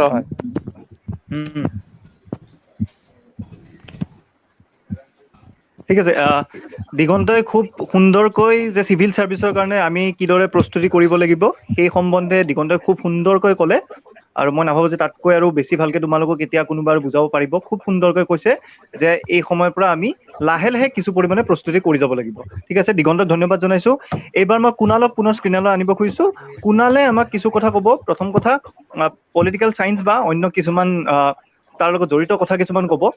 আৰু প্লাছ মই কুণালক এটা পাৰ্চনেল কুৱেশ্যন এটা সুধিব খুজিছোঁ যে বহুত ষ্টুডেণ্টে এইটো কথা জানিব বিচাৰে যে অসমৰ ইউনিভাৰ্চিটি বা বাহিৰৰ ইউনিভাৰ্চিটিৰ মাজৰ অলপ ডিফাৰেঞ্চটো, যিহেতু কুণাল বাহিৰত পঢ়ি আহিছে, হায়দৰাবাদ ইউনিভাৰ্চিটিৰ পৰা MA কৰিছে, চ' সেই পৰিৱেশটোৰ অকণমান পাৰ্থক্যটো কুণালে হাইলাইট কৰিলে ভাল পাম। ঠিক আছে কুণাল। ধন্যবাদ কুঞ্জন। আচলতে আটাইখিনিয়ে গোটেইখিনি কথা প্ৰায় কৈ গৈছে বিভিন্ন বিষয়ক লৈ কিনে। হ'লেও মই যদি কওঁ তেনেহ'লে মোৰ যিটো বিষয় ৰাজনীতি বিজ্ঞান অৰ্থাৎ পলিটিকেল ছায়েন্স, সেইটোত মোৰ যিখিনি অভিজ্ঞতা সেই ভিত্তিত যদি মই ক'বলৈ যাওঁ যে গ্ৰেজুৱেশ্যন পঢ়ি থকা বয়সত বা বৰ্তমান পঢ়ি থকা বয়সৰ যিখিনি সময় আছিল সেইখিনি অতিকৈ গুৰুত্বপূৰ্ণ আছিল। আৰু সেই ক্ষেত্ৰত সেইকাৰণে মই পিছত স্নাতকোত্তৰ হায়দৰাবাদ ইউনিভাৰ্চিটিলৈ পঢ়িব যাবলৈ সক্ষম হ'লোঁ বা এণ্ট্ৰেঞ্চত উত্তীৰ্ণ হ'লোঁ। প্ৰথম কথাটো হৈছে যে গুঞ্জনে কোৱা প্ৰশ্নটোৰ উত্তৰ মই যদিও পিছত দিম যে অসমৰ ইউনিভাৰ্চিটি আৰু বাহিৰা ইউনিভাৰ্চিটিৰ মাজত পাৰ্থক্যটো কি, কিন্তু মই এইটোও ভাবোঁ যে আচলতে ছাত্ৰজনৰ ওপৰতো কথা হয়। তেওঁ বাহিৰত পঢ়ি কিনেও তেওঁ বহুত সফল হ'ব পাৰে আৰু তেওঁ অসমত থাকি কিনেও তেওঁ বহুত সফল হ'ব পাৰে। কিন্তু তথাপিও যিহেতু আজিকালি NIRF বা নেশ্যনেল ইনষ্টিটিউট অফ ৰেংকিং ফ্ৰেমৱৰ্কে এটা তালিকা প্ৰস্তুত কৰে, আৰু সেই তালিকাখন যদি আমি লক্ষ্য কৰোঁ তেনেহ'লে আমি দেখিম যে বিশ্ববিদ্যালয়সমূহৰ ক্ষেত্ৰত যিসমূহ কেন্দ্ৰীয় বিশ্ববিদ্যালয় অৰ্থাৎ জৱাহৰলাল নেহৰু বিশ্ববিদ্যালয়, যাদৱপুৰ, বনাৰস হিন্দু ইউনিভাৰ্চিটি বা হায়দৰাবাদ বিশ্ববিদ্যালয়, এনেকুৱা ধৰণৰ বিশ্ববিদ্যালয়বোৰ ভাৰতৰ সেই NIRFৰ যিখন তালিকা, সেই তালিকাত প্ৰথম 10টা স্থান দখল কৰিবলৈ সক্ষম হয়। অৰ্থাৎ কিছু নহয় কিছু ক্ষেত্ৰত হ'লেও সেই ইউনিভাৰ্চিটি কেইখনক অলপ প্ৰাধান্য দিয়া হৈছে। আৰু মই সেই প্ৰাধান্যটো এইটো ক্ষেত্ৰত নাভাবোঁ যে সেই ইউনিভাৰ্চিটি কেইখনৰ প্ৰবক্তাসকল বা যিসকল প্ৰফেচাৰ তেওঁলোক বহুত উচ্চ পৰ্যায়ৰ বা ছাত্ৰ ছাত্ৰীসকল অধিক মেধাসম্পন্ন, মই তেনেকৈ কথাটো ক'বলৈ নাযাওঁ। কিন্তু বেদান্ত কোৱা ধৰণে এইবোৰ ইউনিভাৰ্চিটি বা এইবোৰ বিশ্ববিদ্যালয়ত গৱেষণাৰ ওপৰত বহুত গুৰুত্ব দিয়া হয়। অৰ্থাৎ বেদান্তই যেনেকৈ কৈছে যে তেওঁলোকক বহুত আগবয়সৰ পৰাই অৰিজিনেলছ পঢ়িবলৈ দিয়া হয়, ঠিক তেনেদৰে আমাক বহুত মানে ধৰক আৰম্ভণিৰ পৰাই ৰিচাৰ্চ পেপাৰ পঢ়িবলৈ দিয়া হয়। ৰিচাৰ্চ পেপাৰ পঢ়িবলৈ দিয়া হয় মানে ধৰক MIT প্ৰেছ বা আপোনাৰ EPW হওক বা আপোনাৰ চেমিনাৰ হওক, এই এনেকুৱা ধৰণৰ ৰিচাৰ্চ পেপাৰ পঢ়া যিটো এটা টেণ্ডেঞ্চি, সেইটো কিন্তু অসমৰ ইউনিভাৰ্চিটিবিলাকত অলপ দেখিবলৈ কমকে পোৱা যায়। অৰ্থাৎ কুণাল কুণাল হেল্ল' অকণমান অকণমান ডাঙৰকৈ আচ্ছা, এইবাৰ শুনা পাইছেনে? এইবাৰ ভালকে ঠিক আছে, ক্ষমা কৰিব। ঠিক আছে, এইবাৰ কোৱা। মই সেইটো কথাই ক'ব খুজি আছিলো, ক্ষমা কৰিব। মই সেইটো কথাই ক'ব খুজি আছিলো যে এই বিশ্ববিদ্যালয়বিলাকত হয় কি যে তেওঁলোকক ৰিচাৰ্চ পেপাৰৰ ওপৰত খুব প্ৰাধান্য দিয়া হয়। অৰ্থাৎ ষ্ট'ৰ হওক বা গুগল স্কলাৰ হওক, এনেকুৱা ধৰণৰ ৰিচাৰ্চ পেপাৰবিলাক আমি পঢ়িবলৈ পোৱা যায়, যাৰ ফলত গৱেষণাৰ প্ৰতি আমাৰ এটা আকৰ্ষণ সৃষ্টি হয়, যিটো ধৰক অসমৰ ইউনিভাৰ্চিটিবিলাকত এতিয়ালৈ মই হোৱা নাই বুলি ভাবোঁ। বেদান্তই কোৱাৰ নিচিনাই ৰেফাৰেঞ্চ বিলাকৰ ওপৰত আমি বেছি জোৰ দি থাকোঁ। সেই ক্ষেত্ৰত যদি আপুনি সমাজ বিজ্ঞানৰ ক্ষেত্ৰত আপুনি যদি সঁচাকে মানে বিশ্বস্তৰৰ যদি আপুনি শিক্ষা গ্ৰহণ কৰিব বিচাৰে, তেনেহ'লে বেছিকে কোৱা নহ'ব, কিন্তু JNU সঁচাকৈ এখন বিৰাট পঢ়িবলগীয়া ইনষ্টিটিউট। কাৰণ এইবাৰো NIRF ৰেংকিঙত JNU দ্বিতীয় স্থানত আছিল। সেই কাৰণত আৰু JNUৰ সেই ৰেংকিঙৰ ক্ষেত্ৰত সামাজিক বা সমাজ বিজ্ঞানৰ যিসমূহ বিষয় সেই বিষয়সকলে বহুত বেছি অৱদান যোগায় আৰু তাৰে যিটো সমাজতত্ব আপোনাৰ ডিপাৰ্টমেণ্ট সেই ডিপাৰ্টমেণ্টতো বিশ্বজনিত আৰু লগতে তাৰে যিসকল প্ৰফেচৰ হয় সেই প্ৰফেচৰসকলেও ধৰক বিভিন্ন বিশ্বস্তৰৰ পাঠ্যপুথিবিলাকত তেওঁলোকৰ নিজৰ প্ৰবন্ধ প্ৰকাশ পায় ঠিক তেনেদৰে হায়দৰাবাদ বিশ্ববিদ্যালয় আপুনি ক'ব পাৰে পণ্ডিচেৰী বিশ্ববিদ্যালয় এখনো বেয়া নহয় আৰু তাৰ লগতে ইভেন IIT চেন্নাই আপোনালোকে চাগে জানিবও পাৰে বাট IIT চেন্নাইটো তাৰে যিটো হিউমেনিটিজ আৰু আৰ্টছৰ যিটো ব্ৰাঞ্চ আছে তাতে বহুত উচ্চ স্তৰৰ সমাজ বিজ্ঞানৰ বিষয়ৰ ওপৰত ৰিচাৰ্চ চলে ঠিক তেনেদৰে মই এইকেইখন ইউনিভাৰ্চিটিৰ নাম ক'ব পাৰো আৰু লগতে মই এইখিনিতে আৰু কিছুমান কথা ক'ব বিচাৰো ধৰক আৰ্টছৰ ষ্টুডেণ্ট হ'লে যে কেৱল প্ৰফেচাৰে বা ধৰক আপোনাৰ চিভিল চাৰ্ভিছে কৰিব লাগিব বা ধৰক আপোনাৰ একাডেমিক বা জাৰ্নেলিজিমে কৰিব লাগিব তেনেকুৱা নহয় আচলতে আজি যদি আমি চাওঁ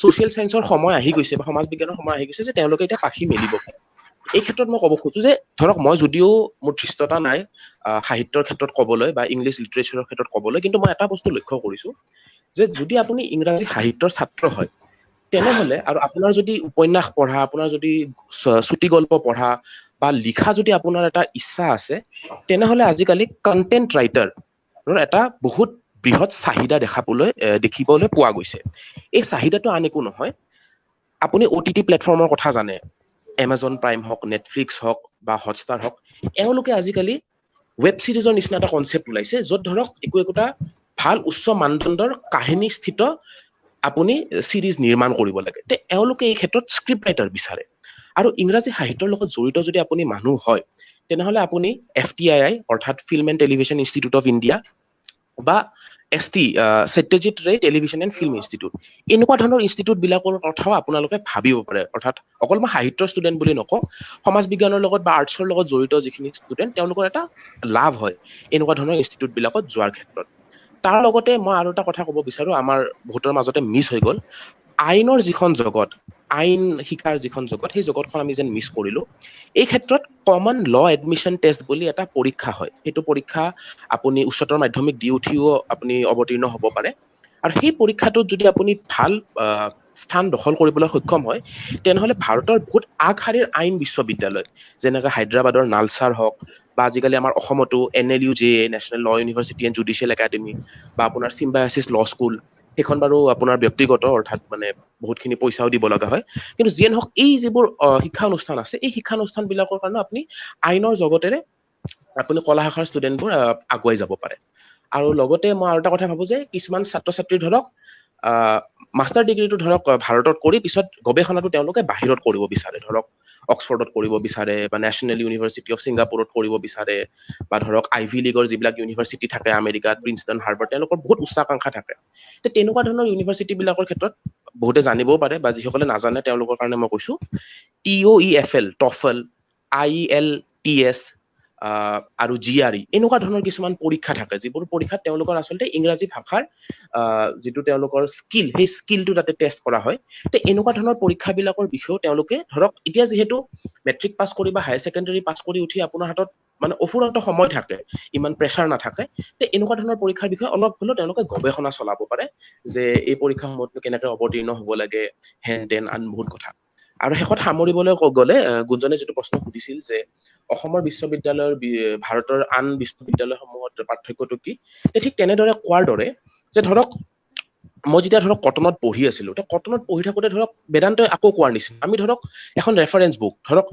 পলিটিকেল থিয়ৰী বুজাৰ কাৰণে আমাক ধৰক OP গবা ছাজেষ্ট কৰা হৈছিল মই এইটো নকওঁ যে OP গবা এখন বেয়া কিতাপ অৰ্থাৎ বহুতে ভাল কিতাপ কিন্তু কথাটো হয় যে বিৰাট প্ৰাথমিক স্তৰৰ কিতাপ অৰ্থাৎ সেই কিতাপখন পঢ়ি কিনে আপুনি যেতিয়া এন্ট্ৰেন্স দিবলৈ যাব JNU বা HCU তেতিয়া অলপমান কষ্ট পোৱা যায় বুলি মই ক'ব খুজিম অৰ্থাৎ তাৰ জাগাতে যদি আপুনি ব্ৰায়ান আৰ নেলছন বা এন্ড্ৰু হেউডৰ যদি আপুনি কিতাপ পঢ়িবলৈ যায় তেনেহলে অলপ বেছি সুবিধা হয় অৰ্থাৎ আপোনাক যদি গ্ৰেজুৱেশ্যনৰ লেভেলৰ পৰা ধৰক EPW খনে যদি আপুনি ডেইলি বেচিছত পঢ়িব পাৰে তেনেহলে ধৰক গোপাল গুৰু বা এনেকুৱা ধৰণৰ যে বেদান্তহঁতে চিনি পাব এতিয়া গোপাল গুৰুহঁত JNUৰ বহুত ডাঙৰ প্ৰফেচাৰ তেওঁলোকে লিখা প্ৰবন্ধবিলাক আপুনি পঢ়িব পায় অৰ্থাৎ আপোনাৰ মানসিকৰ যিটো মানে স্তৰ সেইটো মানে ধৰক বহুত বহল হৈ যায় আপুনি ধৰক বহুত সৰুৰ পৰাই কাষ্ট ডিছক্ৰিমিনেশ্যন হওক বা এনেকুৱা ধৰণৰ ৰিলেটেড বস্তুবিলাক আপুনি বুজি পোৱা আৰম্ভ কৰে মই ভাবো অসমৰ ইউনিভাৰ্চিটি বিলাকো লাহেকৈ এতিয়া মুকলি কৰিব লাগে যাতে তেওঁলোকেও গুগল স্কলাৰ এক্সেছ কৰিব পাৰে JSTOR মানে খুলি এক্সেছ কৰিব পাৰে আৰু ডাঙৰ ডাঙৰ এই জাৰ্নেলছ বিলাক যাতে তেওঁলোকে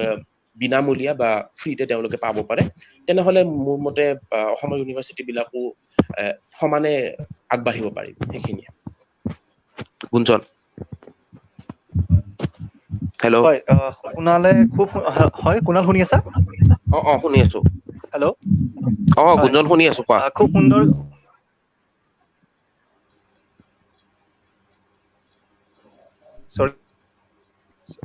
চৰি অ'কে। কুণালে খুব সুন্দৰকৈ আমাক ক'লে যে বাহিৰৰ ইউনিভাৰ্চিটি বা অসমৰ ইউনিভাৰ্চিটিৰ মাজত যিটো বেছিক এটা ডিফাৰেঞ্চ যে ষ্টাডি ষ্টেণ্ডাৰ্ডটো তাক লৈ খুব সুন্দৰকৈ কথাখিনি ক'লে। তাৰ লগতে বাহিৰৰ ইউনিভাৰ্চিটিত যাব লাগিলে যিখিনি পৰীক্ষাৰ কাৰণে প্ৰস্তুতি চলাব লাগিব তাৰ বিষয়ে খুব সুন্দৰকৈ ক'লে। এইখিনিতে কুণালক মই সৰু কথা এটা সুধিব গৈছো। পলিটিকেল চায়েন্স পঢ়ি তুমি যিহেতু পলিটিকেল চায়েন্সৰ ছাত্ৰ, চ' একাডেমিকত যোৱাৰ বাহিৰে অন্য আৰু কেনেকুৱা ধৰণৰ স্কোপ আছে? আচ্ছা, পলিটিকেল চায়েন্সৰ ষ্টুডেণ্ট হিচাপে এইখিনিতে মই আৰু এটা কথা ক'ব খোজো। ধৰক সাধাৰণতে আৰ্টছৰ বিষয় বা কলা শাখাৰ বিষয়ে যে মানুহৰ এটা অপচন্দ দেখা যায়, সেই অপচন্দটো সাধাৰণতে কিছুমান মানুহৰ এই কাৰণে দেখা যায় যে চাকৰিৰ বজাৰখনত তেওঁলোকে কয় যে কলা শাখাৰ মূল্য যেন নাই। তেওঁলোকে কয় যে তুমি যদি প্ৰফেচাৰ হ'ব নোৱাৰা বা তুমি যদি চিভিল চাৰ্ভিচ হ'ব নোৱাৰা, চিভিল চাৰ্ভেণ্ট এজন হ'ব নোৱাৰা, বা তোমালোক যদি জাৰ্নেলিজিমত যদি যাব নোৱাৰা, তেনেহ'লে তোমালোকৰ প্ৰায় উপায়বিহীন এটা অৱস্থা হৈ যায়। কিন্তু মই ঠিক এনেদৰে নাভাবো। মানে ধৰক হায়দৰাবাদ বিশ্ববিদ্যালয়ত গৈ কিনে মই কথাটো অলপ অদ্ভুত ধৰণে লক্ষ্য কৰিলো এনেকে যে আপোনাৰ মোৰ লগৰ এজন আছিল পুবেৰুণ শৰ্মা বুলি, তেওঁ ইকনমিক্সত আছিল হায়দৰাবাদত। তেওঁ ধৰক আজি কান্টাৰ বুলি এটা MNC মাল্টিনেশ্যনেল কৰ্পৰেশ্যনত কাম কৰি আছে। ধৰক আজিকালি আৰ্টছতো বা ছ'চিয়েল চায়েন্সতো আপোনাৰ প্লেচমেণ্ট অহা আৰম্ভ হৈছে। এইখিনিতে আৰু এটা গুৰুত্বপূৰ্ণ কথা ক'ব খোজো, আপোনালোকে নিশ্চয় প্ৰশান্ত কিশোৰৰ নাম শুনিছে। প্ৰশান্ত কিশোৰে আজিকালি এটা ইলেকশ্যন মেনেজমেণ্ট বুলি এটা বস্তু তেওঁ আৰম্ভ কৰিছে, যাৰ আণ্ডাৰত তেওঁ এটা সংগঠন খুলিছে IPAC বুলি, যিটোৰ ফুল ফৰ্ম বশতঃ ইণ্ডিয়ান পলিটিকেল একশ্যন কমিটি। সেই কমিটিৰ থ্ৰুৰে তেওঁলোকে একচুৱেলি ইলেকশ্যনবিলাক মেনেজ কৰে। সেই বস্তুটোৰ নৈতিকতাৰ দিশটোৰ পিনে মই নাযায়, মই বাছ এইখিনিয়ে কথা ক'ব খোজো যে তেওঁলোকে একচুৱেলি সামাজিক বিজ্ঞান বা সমাজ বিজ্ঞানৰ বহুত ছাত্ৰ তেওঁলোকে আজিকালি লোৱা আৰম্ভ কৰিছে এই ইলেকশ্যন মেনেজমেণ্ট বোলা বস্তুটোত। আৰু অৰ্থাৎ তেওঁলোকে বহুত সেনেকে ধৰক তাতে যদি আপুনি চাকৰি পাই যায়, তে ইলেকশ্যনৰ বাবদ ব্যয় হোৱা বহুত টকা যিখিনি চৰকাৰ বা ৰাজনৈতিক দলসমূহে দিয়ে, সেই পইচাসমূহ তেওঁলোকে ধৰক দৰমহা হিচাপে দিয়ে। তো সেইটো এটা লাইন খোলা থাকে। ঠিক বনানীয়ে কোৱাৰ দৰে, বা মই আৰু এবাৰ ক'ব খুজিম, জাৰ্নেলিজিমৰ ক্ষেত্ৰতো দিল্লীত বশতঃ অৱস্থিত ইণ্ডিয়ান ইনষ্টিটিউট অফ মাছ কমিউনিকেশ্যনখন এখন বহুত জনপ্ৰিয় অনুষ্ঠান।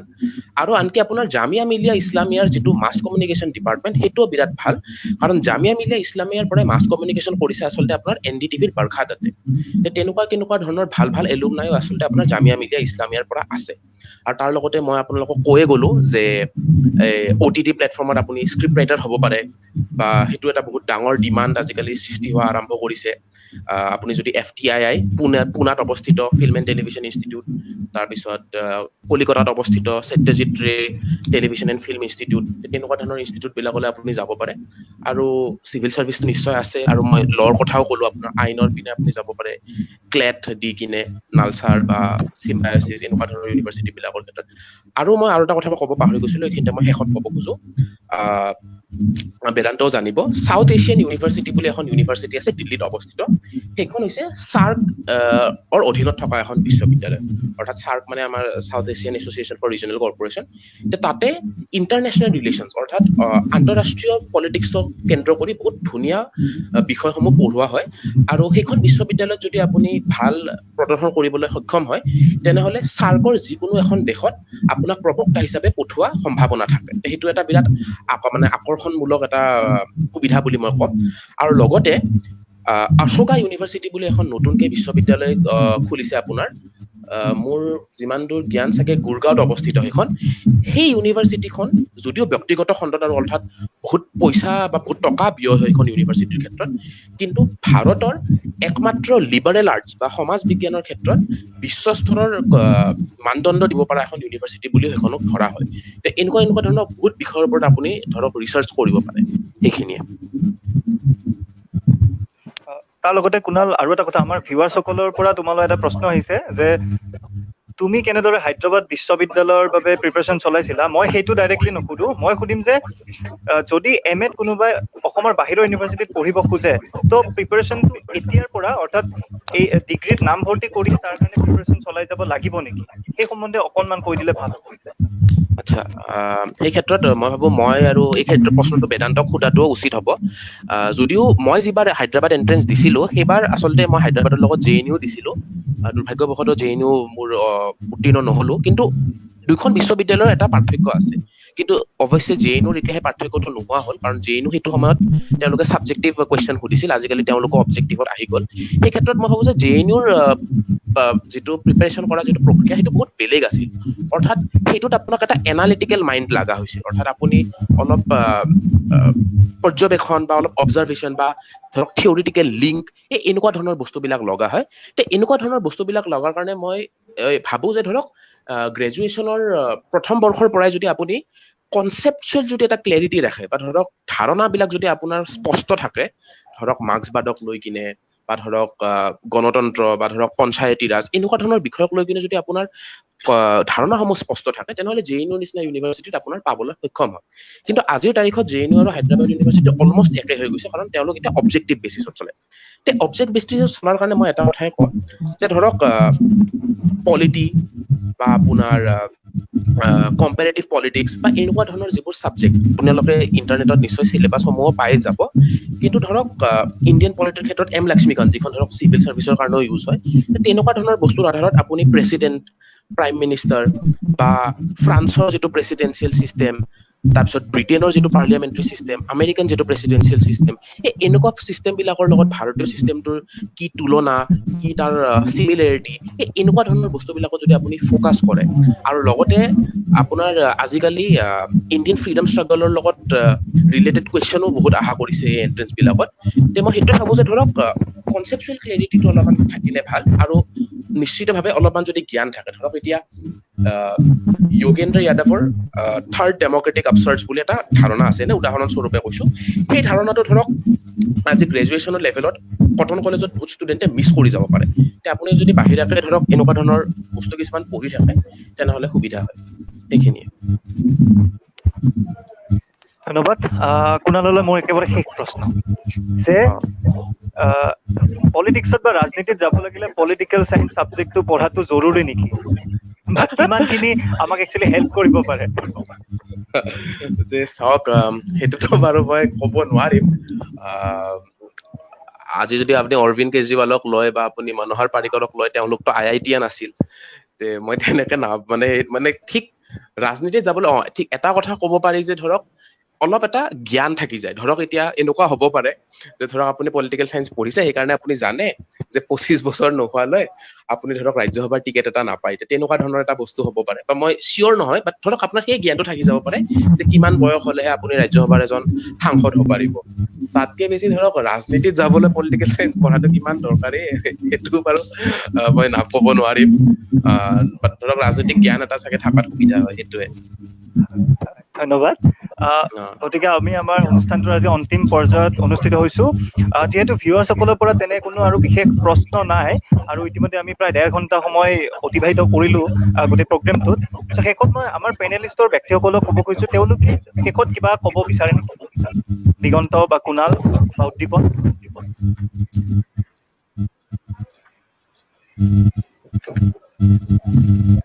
ঠিক আছে বাৰু তেনেহ'লে আমি দিগন্ত কিবা ক'ব হয় মই এটা কথা মনত আহি আছিল যিটো মই ক'ব বিচাৰি আহিছিলো আচলতে আমাৰ মানসে নক'লে কথাটো মানসে খুব কৈ থাকে তাৰ যেতিয়া পঢ়াৰ কথা ওলালে সেইটো হৈছে যে আমাৰ যিসকল মেট্ৰিক বা হায়াৰ ছেকেণ্ডেৰী মেট্ৰিক পাছ কৰা ল'ৰা ছোৱালী আৰ্টছ ল'ম নে চায়েন্স ল'ম বা কমাৰ্চ ল'ম এই সিদ্ধান্তটো যেতিয়া লোৱা হয় এটা আজিকালি যিটো চলে আৰু সেইটো মানিবও লাগিব সেই কথাটো হৈছে যে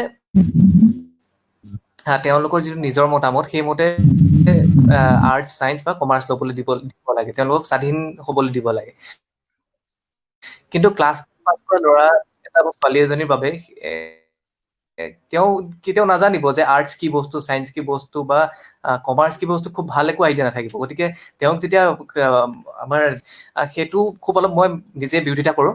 গতিকে সেই ক্ষেত্ৰত আটাইতকৈ ভাল হ'ব চাগে মানে আমাৰ ল'ৰা ছোৱালীবিলাকে যে নিজৰ শিক্ষাগুৰু বা অভিজ্ঞ ব্যক্তিৰ পৰামৰ্শ লৈ নিজৰ কথাটো শুনা, যে কোনোবাই যদি ভাবিছে মই আৰ্টছত ল'ম বা ছায়েন্সত ল'ম বা কমাৰ্চত ল'ম, সেইটোৱে কৰা। কিন্তু আৰ্টছত ল'লে ছায়েন্সত ল'লে মোৰ কি লাভ হ'ব বা তোমাৰ, কাৰণ নিজেনো মই নিজে মেট্ৰিক পাছ কৰা ল'ৰা বা ছাত্ৰ হিচাপে নিজেনো মই কিমান আৰ্টছ দেখিছোঁ বা কিমান ছায়েন্স দেখিছোঁ।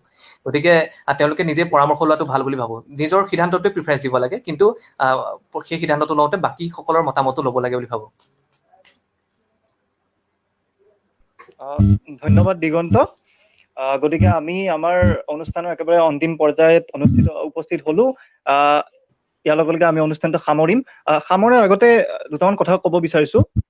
আমাৰ আজিৰ এই অনুষ্ঠানটো স্পন্সৰ কৰিছে জ্ঞান গুৰুকুলে। চ' জ্ঞান গুৰুকুল এটা কোচিং চেণ্টাৰ গুৱাহাটীত অৱস্থিত, আৰু তেওঁলোকৰ অনলাইন ক্লাছ যোগে ইউটিউবত ফ্ৰী ভিডিঅ' লেচনছ দিয়া হয়। বেচিকেলি ছায়েন্সৰ ৰিলেটেড ছাবজেক্টসমূহৰ এইচ এছ লেভেলৰ ছায়েন্সৰ ছাবজেক্টসমূহৰ, আৰু তাৰ লগতে JEE আৰু নিটৰ কোচিঙৰ বাবে যিসমূহ পাঠ্যক্ৰমৰ প্ৰয়োজন তাৰ ওপৰত তেওঁলোকে ভিডিঅ' লেচনছ দিয়ে। তাৰ উপৰিও মই এই শিক্ষানুষ্ঠানটোৰ লগত কিছু জড়িত হৈছো, গতিকে ময়ো ইকনমিক্স ৰিলেটেড ভিডিঅ' কিছুমান মই ইউটিউবত জ্ঞান গুৰুকুল চেনেলটোৰ, আমাৰ যিটো জ্ঞান গুৰুকুল চেনেল আছে তাৰ জৰিয়তে মোৰ কিছুমান ইকনমিক্সৰ ভিডিঅ' আপলোড দিয়া হৈছে। চ' যদি কোনোবা ছাত্ৰ ছাত্ৰীয়ে উচ্চতৰ মাধ্যমিকৰে হওক বা ডিগ্ৰী লেভেলৰ হওক, কোনোবাই যদি ইকনমিক্স ৰিলেটেড কিবা তেনেকুৱা ভিডিঅ' চাব বিচাৰে ইকনমিক্স ৰিলেটেড কথাৰ, তেনেহ'লে নিশ্চয়কৈ আমাৰ জ্ঞান গুৰুকুল চেনেলটো ভিজিট কৰিব পাৰে। আৰু তাৰ লগতে ছায়েন্সৰ ছাত্ৰ ছাত্ৰীসকলেও নিশ্চয়কৈ এই ক্ষেত্ৰত চেনেলটো জইন কৰি বা তাত ভিডিঅ' চাই সহায়ক হ'ব বুলি ভাবোঁ। গতিকে তাৰ লগতে আজিৰ আমাৰ এই কাৰ্যসূচী ইয়াতে অন্ত পৰা বুলি মই ঘোষণা কৰিলোঁ। আৰু আপোনালোকলৈ এটা অনুৰোধ, যদি আপোনালোকে আমাৰ অনুষ্ঠানটো চাই ভাল পালে তেনেহ'লে নিশ্চয়কৈ শ্বেয়াৰ কৰক ফেচবুকত, যাতে অন্যান্যসকলে যিসকলে লাইভত নাচালে পিছলৈ যাতে তেওঁলোকে চাব পাৰে। ঠিক আছে, ধন্যবাদ।